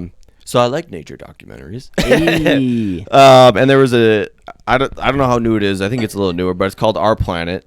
It's a lot like all the other nature documentaries, except this one includes all the death. So you know how like Planet Earth, like you'll see an intense scene of like a fucking cheetah chasing something down, and then right before it gets it, kills it, cuts off into something else. And here you watch see this one. You're like, oh, look at this cute little baby bird. Oh, he's learning to fly. Oh, he's going over the ocean. He hits the water. Shark. Oh, dead. And here you see it's the just mcan returning to the nest. Yeah, looking over the Danny babies. and I were watching it, and we're just like, she's like, I'm gonna cry. Can we change it? It was brutal. Oh my god! You ever see the Fucking video? brutal. It's a lot of babies too, because they're like, oh, and their It's mother nature left them, selection, and they're yeah. left to survive on their own. And there's like this island full of birds, and it shows like 20 of them getting eaten by sharks. And then there's this one. And then he's like, and now it's his turn. So he like starts to take, and he hits the water, and they're like, I can't do it, not again. And then like this one just like happens to like kind of skip away, and then he falls back, and you're like, no! Oh my god, they fuck with you. Yeah, literally. Just when you thought he was gonna catch his wings, the shark gets him. This one is like, it focuses on the death. The You know great what white I mean? always better than the It's great like seagull. the beauty. It's like the beauty of it, and then they just get wiped Oh out. my god, that's Yeah. awesome. Man, does it show like little baby lions getting eaten by their parents? Isn't that a thing? I don't know about bitch, you're lions. weak. No. Like they, Well, there is a they thing like just you ever eat their see young ones that you ever see the can't keep video up. of Bitch, fuck it. the birds in the nest, and the mama bird will just pick one up and just drop it Yeah. out of the nest. Mm-hmm. You ever see those videos? Like we don't got enough space. Yeah, and you're not eating, you're not big enough, you're not strong enough, you're out of the net, and they just Yep. Yeah. dude, That's how you keep the population down. it's cold blood. Like life is cold blooded. Humans are the only ones. This where one it's did like, not hide that either. and that man. What one is this? Our planet, Our planet's death. basically. Jesus Christ. 2.0. Oh. It's brutal. All right. All right, Carl, your documentary. I watched Woodstock '99. It kind of was like Our Planet. Dude, I think I watched that one Fucking for like months ago. you know. bananas, dude. Bananas, dude. One of the wildest documentaries. It was Really? like dude, Never I seen this watched. one. I It's watched sad. everything and anything and everything you could watch about Woodstock, the original Woodstock. I just like the creation of it and how the magnitude of this festival, how many people were there, and yeah. I'm sure a lot of bad shit probably happened at the festivals that they didn't show, Right. but like it was peace and love, everybody was pretty much on the same vibe. Woodstock 99 was fucking banana land. It was Woodstock that they hosted at a fucking Army base. base. Like an old army just base. concrete jungle, and it was insane, dude. I don't even know how to explain it. It was all about money. It was all about money. So like the price for a water at Woodstock 99 was the price of a beer at Lambeau, basically. You know, like it's basically just young. I mean, there was how many 500,000? That's probably an exaggeration, but It wasn't. It was hundreds. It was hundreds of I don't think. thousands. Yeah, I mean, it was probably like max. Like 200,000. Yeah, 200,000, which is a fucking ginormous Yeah. group of people for like a week long concert or and event. basically they just it was terribly planned. I mean, everything was just unreasonably priced, and they were just it was just like they just baked. They were just all baking in the sun. There was no shade. It was just on a concrete fucking army base. They took everyone's food and water from them on the when way they in. go into the thing, and then it was like impossible to find where the concessions, like where the food, water, drink stands there were. was no, like, the water was like tainted. Tainted. People were like getting cold sores and blisters, like, yeah. And then like basically like showering and bathing and brushing their teeth in sewer water. Yep. And it went to shit, and the people at Woodstock 99 just went mad. Like, went mad and literally burnt the place to the ground. Yeah, just said fuck it. Set fires to the place. Like, it is banana land watching this, like, documentary. Yeah. How it went. Terrible things happened. And, just complete, utter chaos. And, like, it was just 200,000 people under no law. Right, yeah, no law. Didn't give a fuck. Like, you see, like, videos of, like, these artists performing in front of 200,000 people, and 200,000 people are just throwing their trash. It's just like a fucking hurricane of plastic bottles and glass bottles and beer cans. The security, like, they weren't security. No, they were just like college kids. College kids given a yellow shirt that said security, or the fucking fair fucking like secure, you know, like the helpers or whatever, like volunteer workers. There was no like actual enforcement of shit. I think unless like the bands themselves had like people in front of the stage or whatever, you know, but that was like it got so like during like I think it was Korn came on. Yeah. And like I think this was like day 2 of the festival out of like 4 days. And Korn came on, and like the crowd at this point already was like starting to get a little riled up. And I remember them, it was like showing like the energy of like before Korn came on, and then Korn hit, and it's just mosh pits. And you see the securities just grabbing people out of the crowd, dragging them over the fucking fence. Yeah. People who were just falling and people were just getting dragged. It was fucking... Yeah. People who were like knocked out and like on the ground, they'd like pull them out and just like throw them over like the security fence so they wouldn't get like stomped on anymore. Oh my God. Like it was... And then right after Korn, they had some like soft rock hippie chick come on and play. So it was like the super slow, just like light. Yeah. After a fucking rock concert, and so people were like furious and were like pissed and were like going nuts. And like this poor woman was like, "What the fuck? Like I've just been told to come play. Like, God damn it! Why did I?" It was it was insane. It started off where it's like they like have people explaining what's going on. They're like, "Oh yeah, we took acid. You should check it out. We're on acid. There's naked people everywhere, and and then it's just like shit just got worse and worse and worse. Oh my God, it was wild. And then at the end, the people are like, I mean, I'd probably do it again, though. That was the that was the craziest thing. Yeah, they like tore down all like the barriers in the walls of the concert and just lit them all on fire. Yeah, because on the like, I'm this is totally spoiler of everything if you want to watch this, but at the last night after just complete chaos, they decided to hand out candles to like 200,000 people to do like a nice ending show. And these people just took the candles and said, "Fuck it, we are burning this place to the ground." Dude. Yeah, and that's exactly that's what they did. They brought like the U.S. Army or like National Guard had to come in, and like it was fucking damn. Yeah, watch it, Woodstock 99.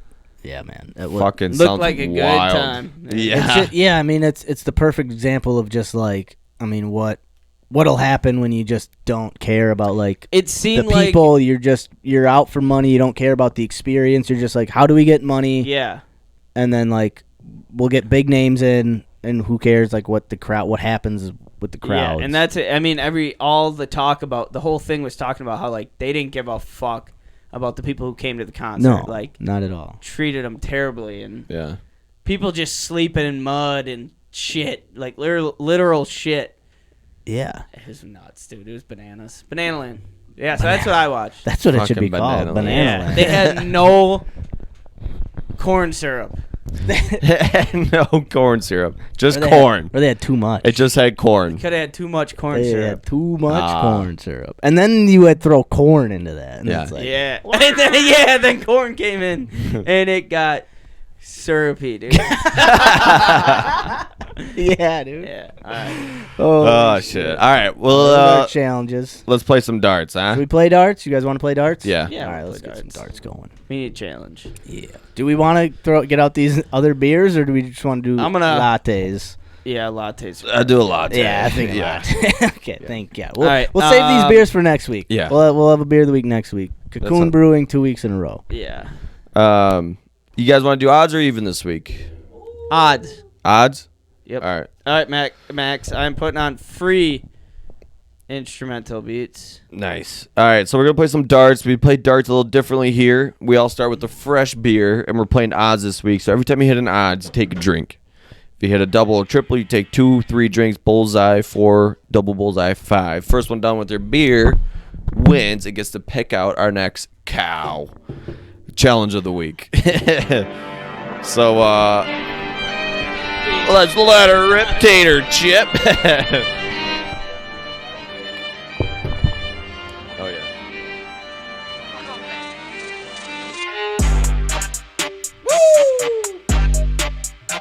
Oh. Hey. Hey. We be playing darts. We be playing darts.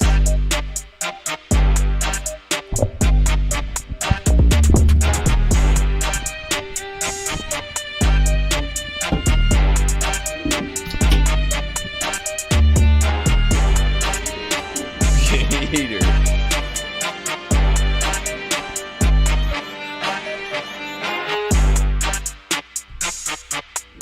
Alright, you want to toss me some of them darts?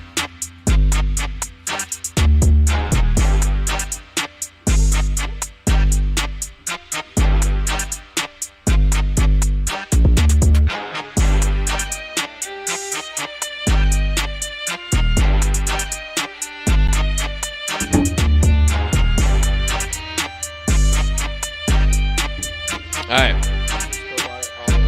Had it good. Alright.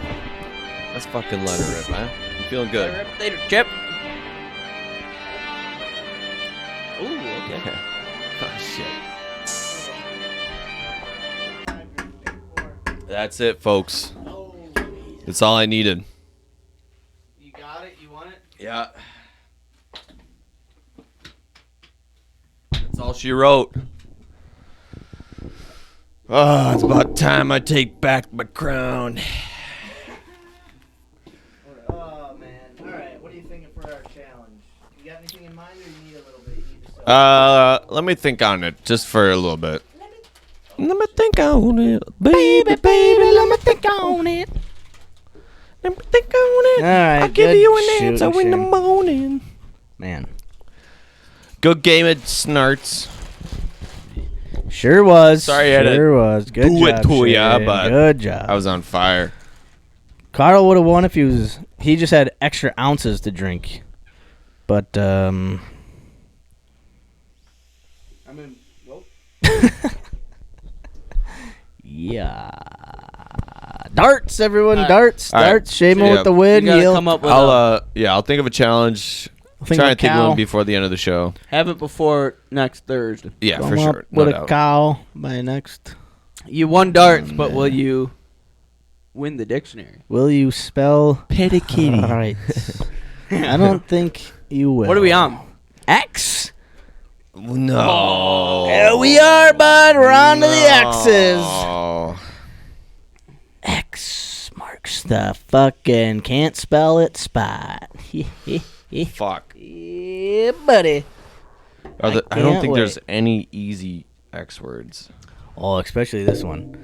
I'm not even going to try to pronounce it. I'm just going to, after we listen to the song intro, I'm going to plug Okay. phone into here. I'm going to play how it's pronounced. Oh, perfect. And then, Love a word that you can't pronounce. Hey, I figured you'd like that, buddy. Yeah, thanks, pal. You know, I thought for the X's, shout out to all all the shitty exes out there. You all suck. This word sucks. Yeah. Yeah. Yeah. So, We're getting there. yeah. Bow. Pow. Shimo can't spell for shit. Oh, here we go. Oh. Sorry, just had to load. I was on it. So excited to be in class. Me too. What are we doing today, Teach? All right, Episode 115, Seamus versus Dictionary. Talk to you, Kärel and Max. Yeah, huh? Just talking to Hey, me, we got Shane. an important lesson today. What are we doing? Today in class we're doing HUA versus dictionary. I hope you boys are ready. Seamus Johnson. A, B, C, D, E, F, G. HUA versus dictionary. Spelling Max and Seamus J. Spelling words fucking right today. A, B, C, D, E, F, G. HUA versus dictionary. Spelling words right or wrong. Either way, we're gonna sing this song. My A, B, microphone C, D, E, F, G. you're turning it HUA down. versus dictionary. If If you don't, Oh. this is what No, you you're do. good. Sit back, Alright. relax, Take a sip. Oh, there we go. Hey, he turned it down, I buddy. feel like I've been down all this time. HUA versus dictionary. I don't even know if I can spell Seamus I Johnson. can't spell acceleration. Can't spell Shit. acceleration. This is bullshit. You I both use benevolent. Well, son of a bitch. Benevolent? What's that word? Teacher, you can't fucking teach us nothing. Camouflage. How do you spell camouflage? All right.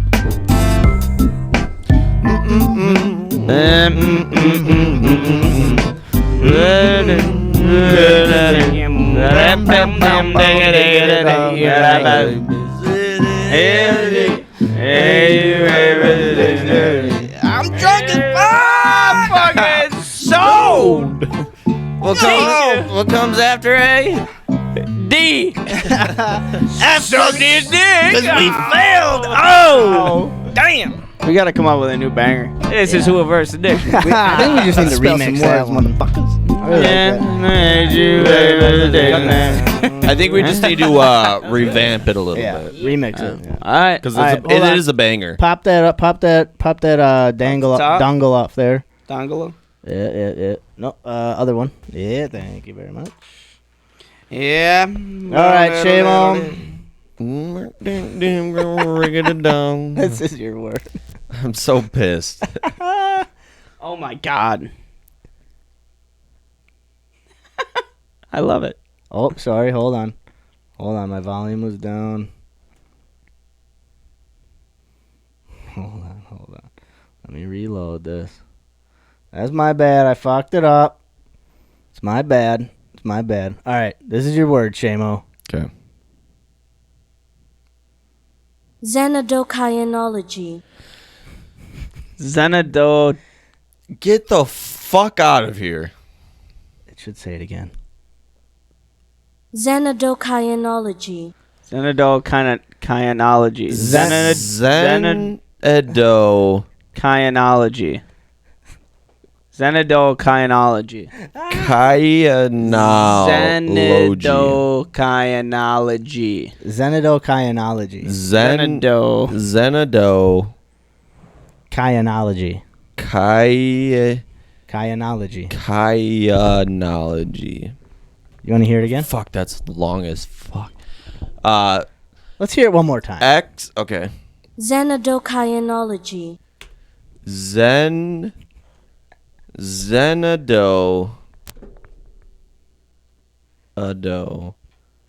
Kaianology.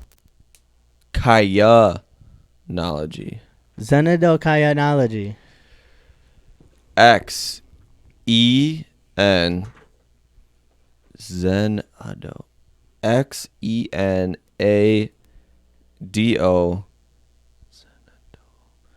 CHY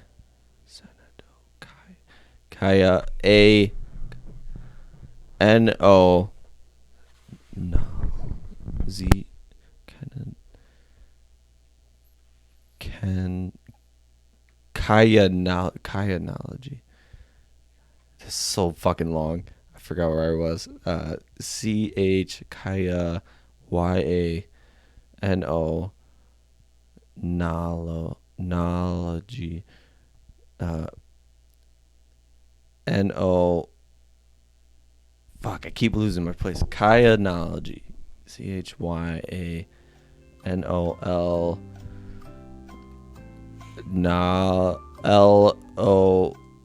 LOGY. Oh, you spelt it wrong. Damn it. You got me hyped for a second. I'm sorry. I'm not sorry. You got hyped. I was like, no, we didn't. I know. You didn't do it right. I was trying to. You want to do it? Should we give him a twofer? Yeah, we'll give you one more. All right, we'll give you one more. Tell me how this one's spelled, though. Oh, you Was I close? No. We're going to give you a twofer on this one. You want to try it again on this one? How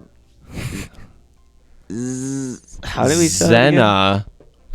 Zendocrinology. Xenocrinology. Shut the fuck up. Zendocrinology. XEN Zen. Zendocrinology. Zenadol. Xenodol. No, sorry, I was just over pronouncing. That's my just whatever. Zenadol. Kyanology. Zenadol. Xenodokyanology. Xenodocrinology.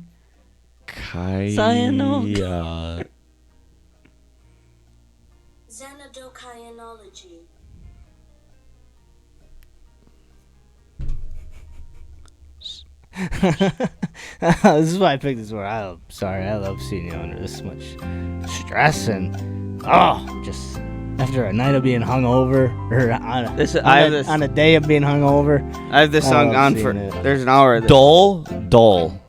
No, I'll give you this. It's not dull. There's no L. I'll tell you that. There's not an L. There's no L? No, you didn't. No. Well, you know what Zenadol? Right. Xenodol. No. Zenado. Yeah, Zendocrinology. Zenado. Well, you didn't put an L in it at the first time. Yeah, I did. Not at the beginning. Zenado, not Zenadol. Zenado. Kyanology. XENA.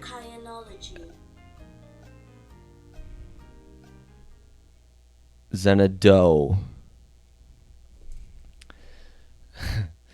XEN. Zena. A. Zenado. DO. Wait, but you didn't. You said I did put it up. Please. What? Zenado. Kyanology. Kya. ZENADO.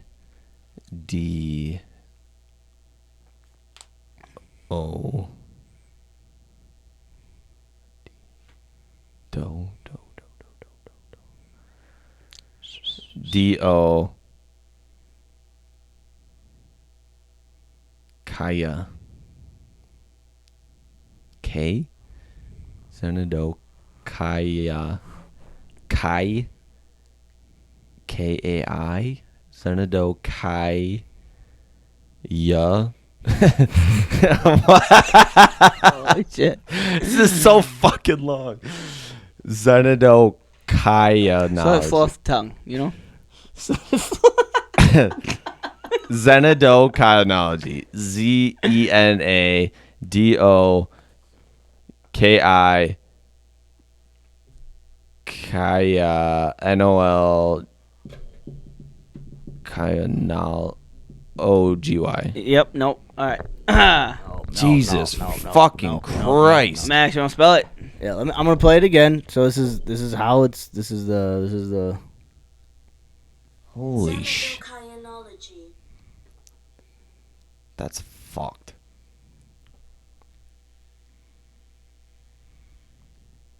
One more time. Spell it for me. Fuck the pronunciation. I know how to fucking say it. Spell it for me. XENODOCHEIONOLOGY. Got it wrong at the A. Zendocrinology. XENA. XENO. Duh. Seamo's an I peeked over at the word and I was like, I'm good for another week, my friend. Oh my god! Well, I spelled yeah. it Seamo. So. Jesus fuck! There was no good X words. There wasn't. All right, you want to know? You want to know what it means? Actually, guess what it means. Is it a medical term? It's very simple. It's one of the most. It's weird, but it's a very simple definition. What's the word again? It's a study of an exoskeleton. No, it's the love of hotels. What the fuck? Would have never guessed. In a million years. That's why I picked it. It was so weird. I was like, all right, a super weird word, spelt super weird. Sorry, Seamo, this is the word you're getting. Jesus Christ! Hey, you gave it a good stab, man. Hey, Wasn't too far off. No. No. Yeah. Okay. No. Yeah. You were right. Sure. You're right on the Kaya, how is it EI? It's all right, bro. Well, we learned one thing. Seamus doesn't love Zendokaya hotels, so Yeah. No, fuck those hotels. God damn. All right, well, we're gonna move on. Max spares himself one more week. Seamus sucks at spelling, so Yeah. All right. Next week is what is the U's? X no. U Y? Y. That's what I meant. Y, not U. Yeah. I get my Y's and U's mixed up. Sure. Little Y. What's the word? Dyslexic, but with the Y's and U's.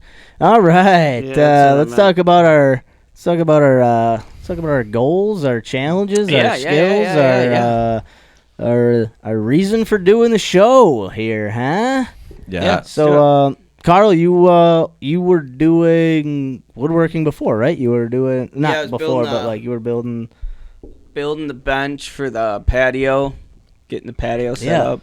And your patio, I think on top of just the bench though, you got your pillar, you got your Pillars set pillar up, set up, you got the lights, you got the cement, rug. I mean, you got that thing looking. Planted some grass. Planted grass out there, dude. That looks really nice out there. Yeah, man. So I think it was more than just building the bench. I was building the ambiance. Yeah, you're setting up the whole ambiance of the outside. Ambiance. And it looks really nice. I think you did a really good job. Yeah, so I just gotta get cushions for the bench, and then just a little knickknacks here and there for the patio. Yeah. But I'm gonna move on. I'm gonna stick with building. Okay. I got some wood slabs from a buddy, so I want to my next project. I'm gonna build a stand for my record player. Oh, there you go. Yes. Nice. So okay. that's what my next project, my Betcha. next mission is going to be. Very That cool. is. I got a flat in the You slabs. got ideas? Like how you want it to look? Yes, I do. So I'll bring a drawing, a sketch of what I have in mind next week, and come with some ideas and some plans. The slabs are super bowed. I can't plane them. They're only like an inch thick. Oh, so shit. I'm gonna Okay. try and ratchet strap them down to a flat surface and see if I can just bring them inside and see if the weather will flatten them out at all. Otherwise, I'm just gonna have a bowed table. Okay, so this is I'm not. I don't know anything I'm talking about. I'm just asking questions. So let's say you bring those super bowed because they're thin. You said they're like an inch. They're Is it like as thick as this slab. Is it like wood or is it like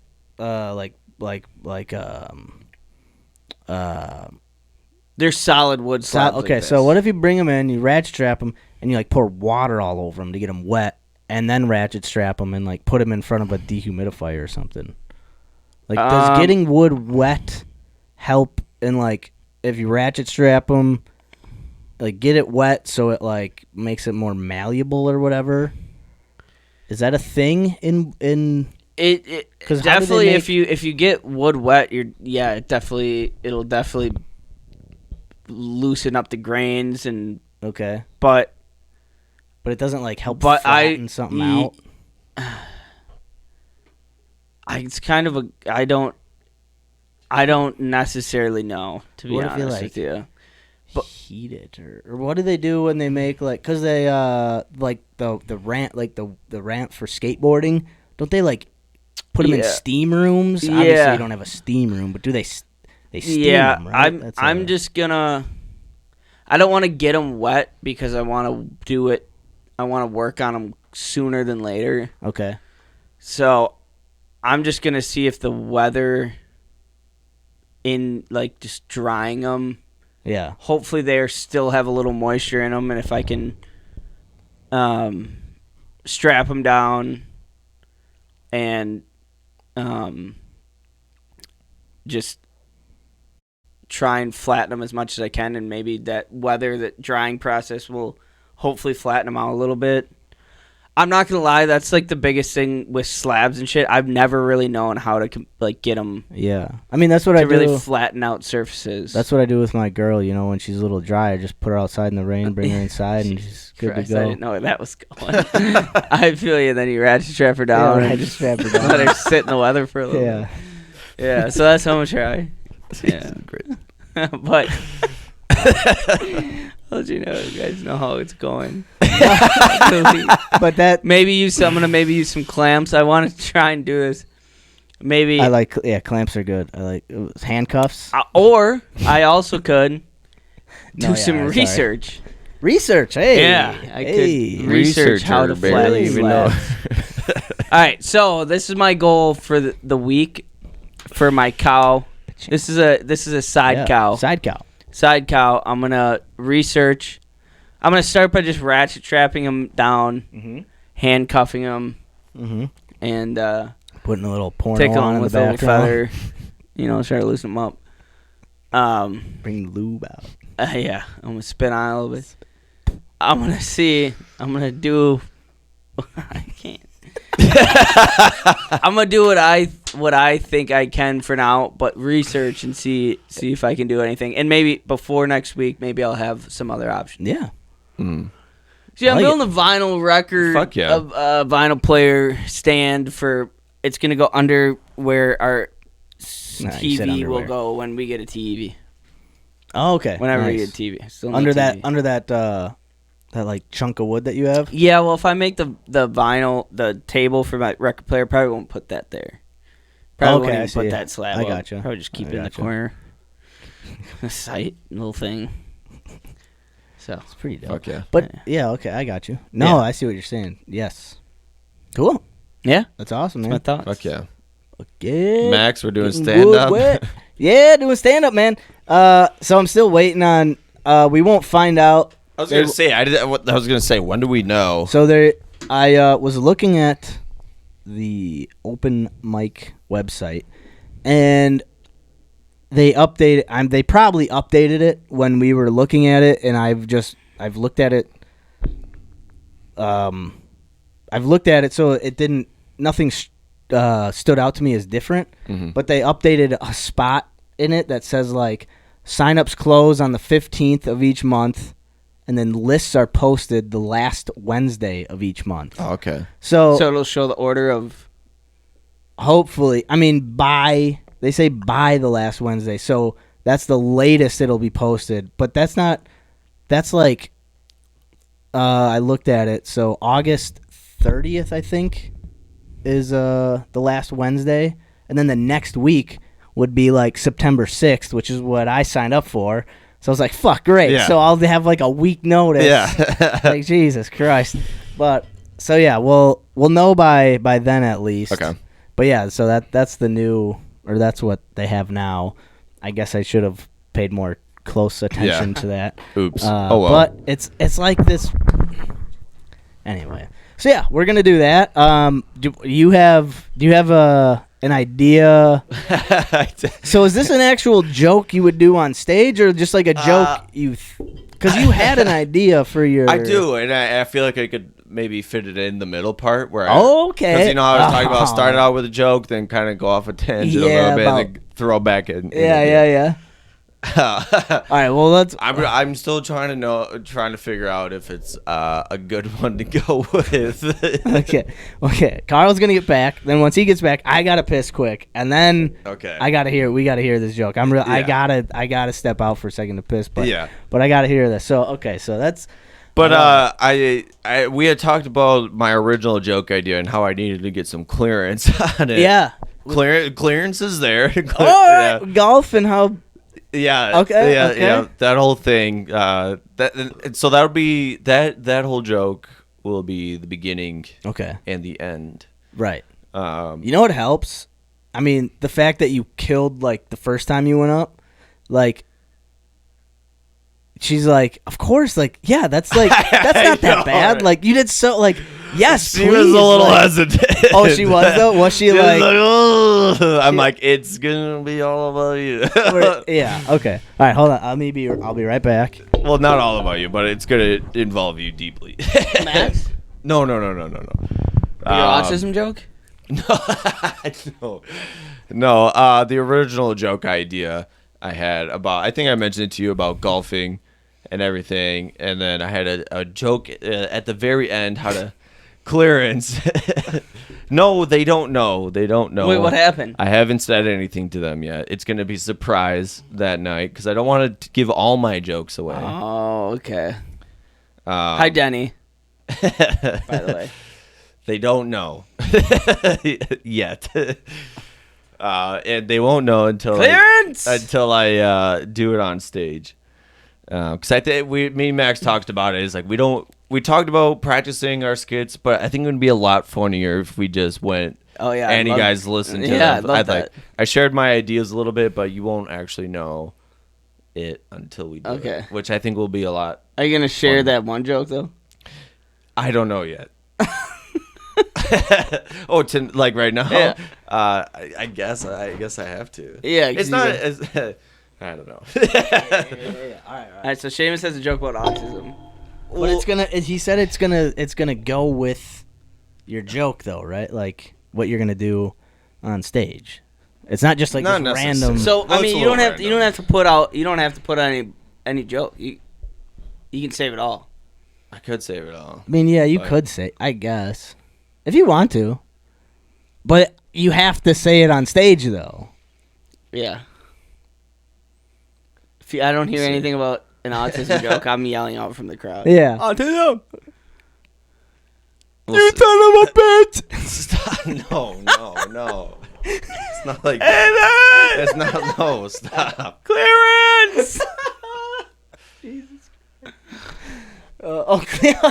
I know. I didn't know what that meant. Oh my God, they know. Okay, Max, do you have any jokes? All right, I'll say. All right, I have a fucked up joke, and it's not like I don't have it thought out well. I thought of it last night. Rough draft. While I was trying to sleep. All right. Rough laugh. Rough. I don't think it's gonna get laughs. It's gonna get some. Oh my God. I love this. You're risky with them. There was a state forest trooper who's out on his normal patrolling the forest, and he's driving down kind of, he's campsites here, whatever he's driving through. He's taking some back roads. He's got to just patrol the roads, make sure nothing funky's happening, but he always comes across something funky, and lo and behold, he sees a man stuck in a tree. Looks like he's been trying to fuck this tree. And of course, he's like, well, gotta arrest this guy. Of course. Arrests him, brings him, books him in jail, books him and whatever, Then the man is sitting in jail. Officers come up, he's like, do you know what you're being arrested for? He's like, I want my lawyer. Okay, he gets a lawyer. He's talking to the lawyer, and he's like, well, the lawyer's like, what do you know what you're being arrested for? Like, what's going on? I don't. It's like, well, officer, so what happened? Me and the lady got in a fight a few weeks ago, and I've been kind of, making my way in the woods. She kicked me out of the house, so I've just been living in the woods. So that's how, this has happened before. So, not a big deal there. But, man, I hadn't, before she kicked me out, we hadn't had sex in like 3 weeks. So I'm out in the woods, and I'm sorry, I was horny out there, all right? And I see this tree. It was a dead tree, and whatever. And there's woodpecker had like pecked the holes in it or whatever, and there was sap pouring into one of the holes. And I'm sorry, Mr. I fucked the tree. All right, I fucked it. All right. What do you want me to do? I was 4 months, 2, 3, however many months, I don't know. I fucked the tree, all right? I got stuck because of the sap. He's like, oh, that's it? Okay. And he talks to the officer, and the officer is like, oh, well, necrophiliac is illegal in these parts of the woods. It was a dead tree. Oh, okay. It wasn't good. Not good. It's something there. All right, that should ease it up for Seamo. All right, Seamo, tell your autism joke, bud. It's about how I figured out how to steal from Walmart. There we go. Let's hear it, buddy. Yeah. So it starts off saying, I have autistic friends, and autistic people are amazing. They're incredibly honest, which I love. We love honesty. They're incredibly smart. They're truly gifted human beings. And you know what? They're a little quirky. So am I. There's certain things about them. And when I was talking to some an autistic friend of mine, this idea popped in my head of how I can steal from Walmart or how to steal successfully from Walmart, because I was talking to somebody and they always said, every time they check out, they go, towards the door and they get their receipt checked. And I was like, that has never happened to me before. Nobody ever checks my receipts. And I was trying to figure out why. What is it about me that they don't check my receipts? And I was thinking about it, and and I was like, well, I don't know why, because every time I go, I just make eye contact with people all the time. And that's how I figured out to steal from Walmart, because you make eye contact with the person, they look away and they don't pay attention.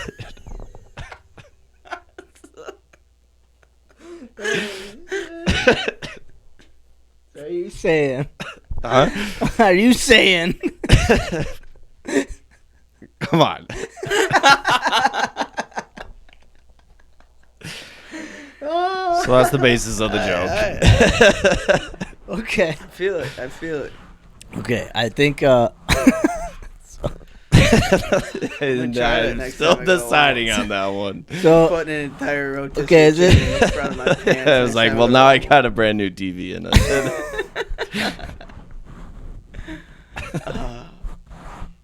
It is true though, eye contact.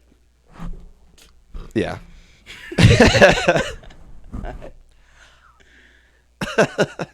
Maybe if that guy fucking the tree just want to make pure eye contact. Jesus Christ.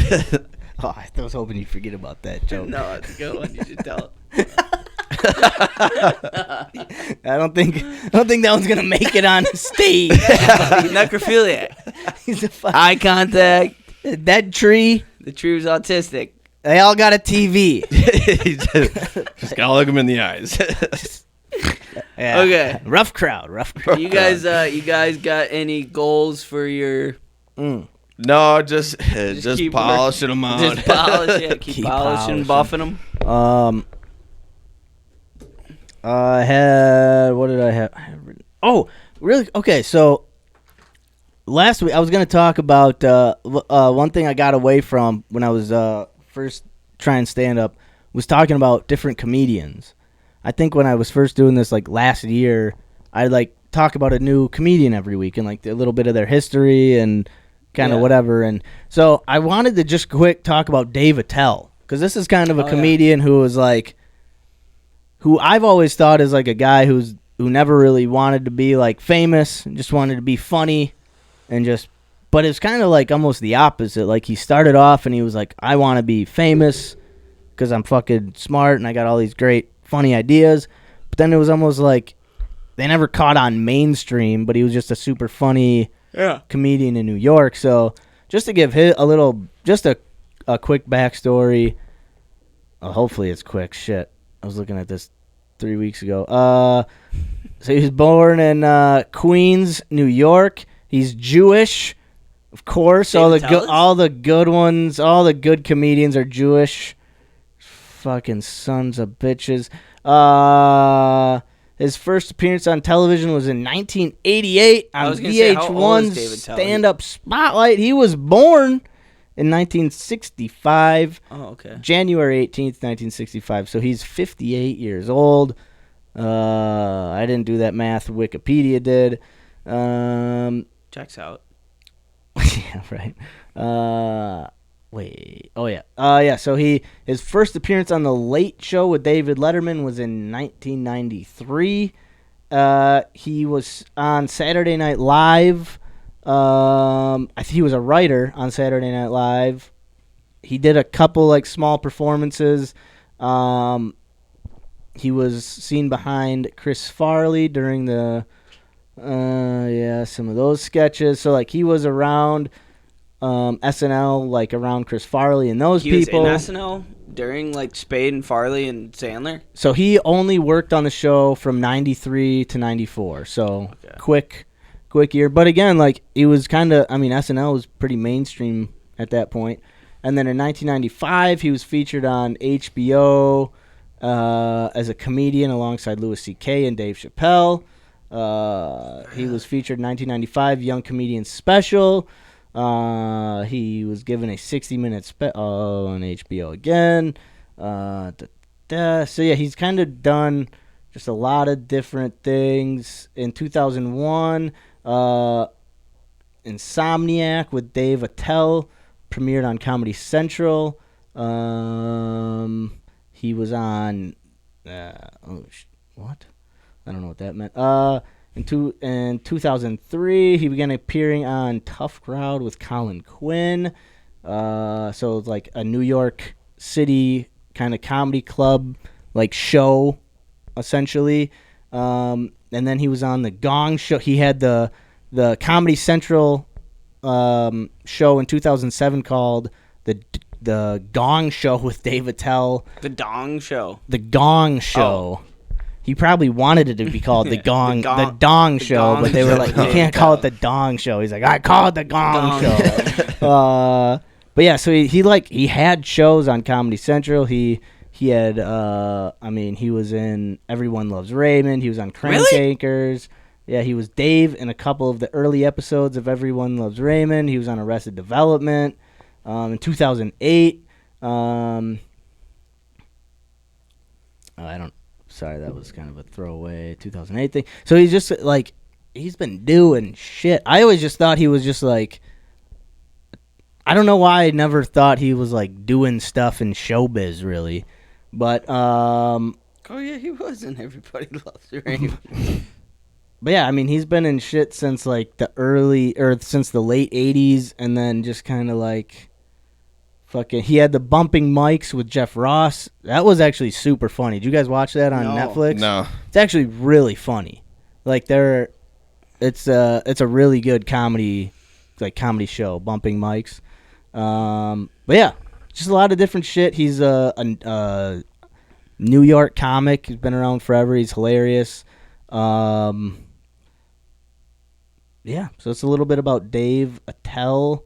He's a legend. He is a legend, and I think we could go into a lot of different things. Just want to give a quick, brief overview of like, he was on SNL in like the early 90s when it was like peak SNL. Yeah. He was a writer for it, like for that 1 year. So, and I don't know if he just like got sick of it or wanted, obviously he was a great stand-up and he was sick of probably writing for other people. So that's pretty big time though. Yeah, a little bit about Dave. I gotta watch a little more on Dave Attell because I hear a lot about him. He's funny. He's like everyone's favorite comic. Yeah, like a lot of comics talk about how Dave Attell's a legend. You don't want to follow Dave Attell. He did he's on the Fully Loaded he's comedy doing that tour with Bert. Bert Oh shit, and the crew. Yeah, that's awesome. Yeah, so, yeah, he's funny. Maybe I'll watch a little Dave Attell before the next pod. Yeah, and then let's see, one last thing for comedy in terms of oh shit, where'd that go? Oh, here it is. All right, these are some words of wisdom from an unmotivated man. Oh yeah. Well, this is Max. These are, we do those like mental health quotes every week. This is like a mental health quote, if you're just like for an unmotivated person, right? So if you're not sure about something, don't do it. Uncertainty always leads to failure, so why bother? Crack a beer and turn on the TV. Damn straight. Damn straight. Ladies and gentlemen, live by those words. Breathe by those words. Yeah. Drink beers to those words. Beers. Don't do anything that makes you uncomfortable. Because why? I mean, it's like... Why even bother? Why bother? That's ridiculous. Just like this podcast. Thanks for hanging out with us, everyone. Episode 115. Holy shit, we were knocking off. Episode 152.0. Knocking off the rust. Back at it, baby. Shaking off the dust. What up, Decker? Thank you for tuning in. I know your time is valuable. There's thousands of other podcasts that you could have settled for, but now you're just vibing with two goofy dudes from Wisconsin who like to discuss their problems and figure out ways to solve them and challenge the listeners to get up out of their comfort zone. Try some shit they ain't done before. This is Hold Us Accountable. Yeah, this is Hold Us Accountable. Yeah, this is Hold Us Accountable. This is Hold Us Accountable. This is Hold Us Accountable. Hold Us Accountable, yeah. Hold Us Accountable.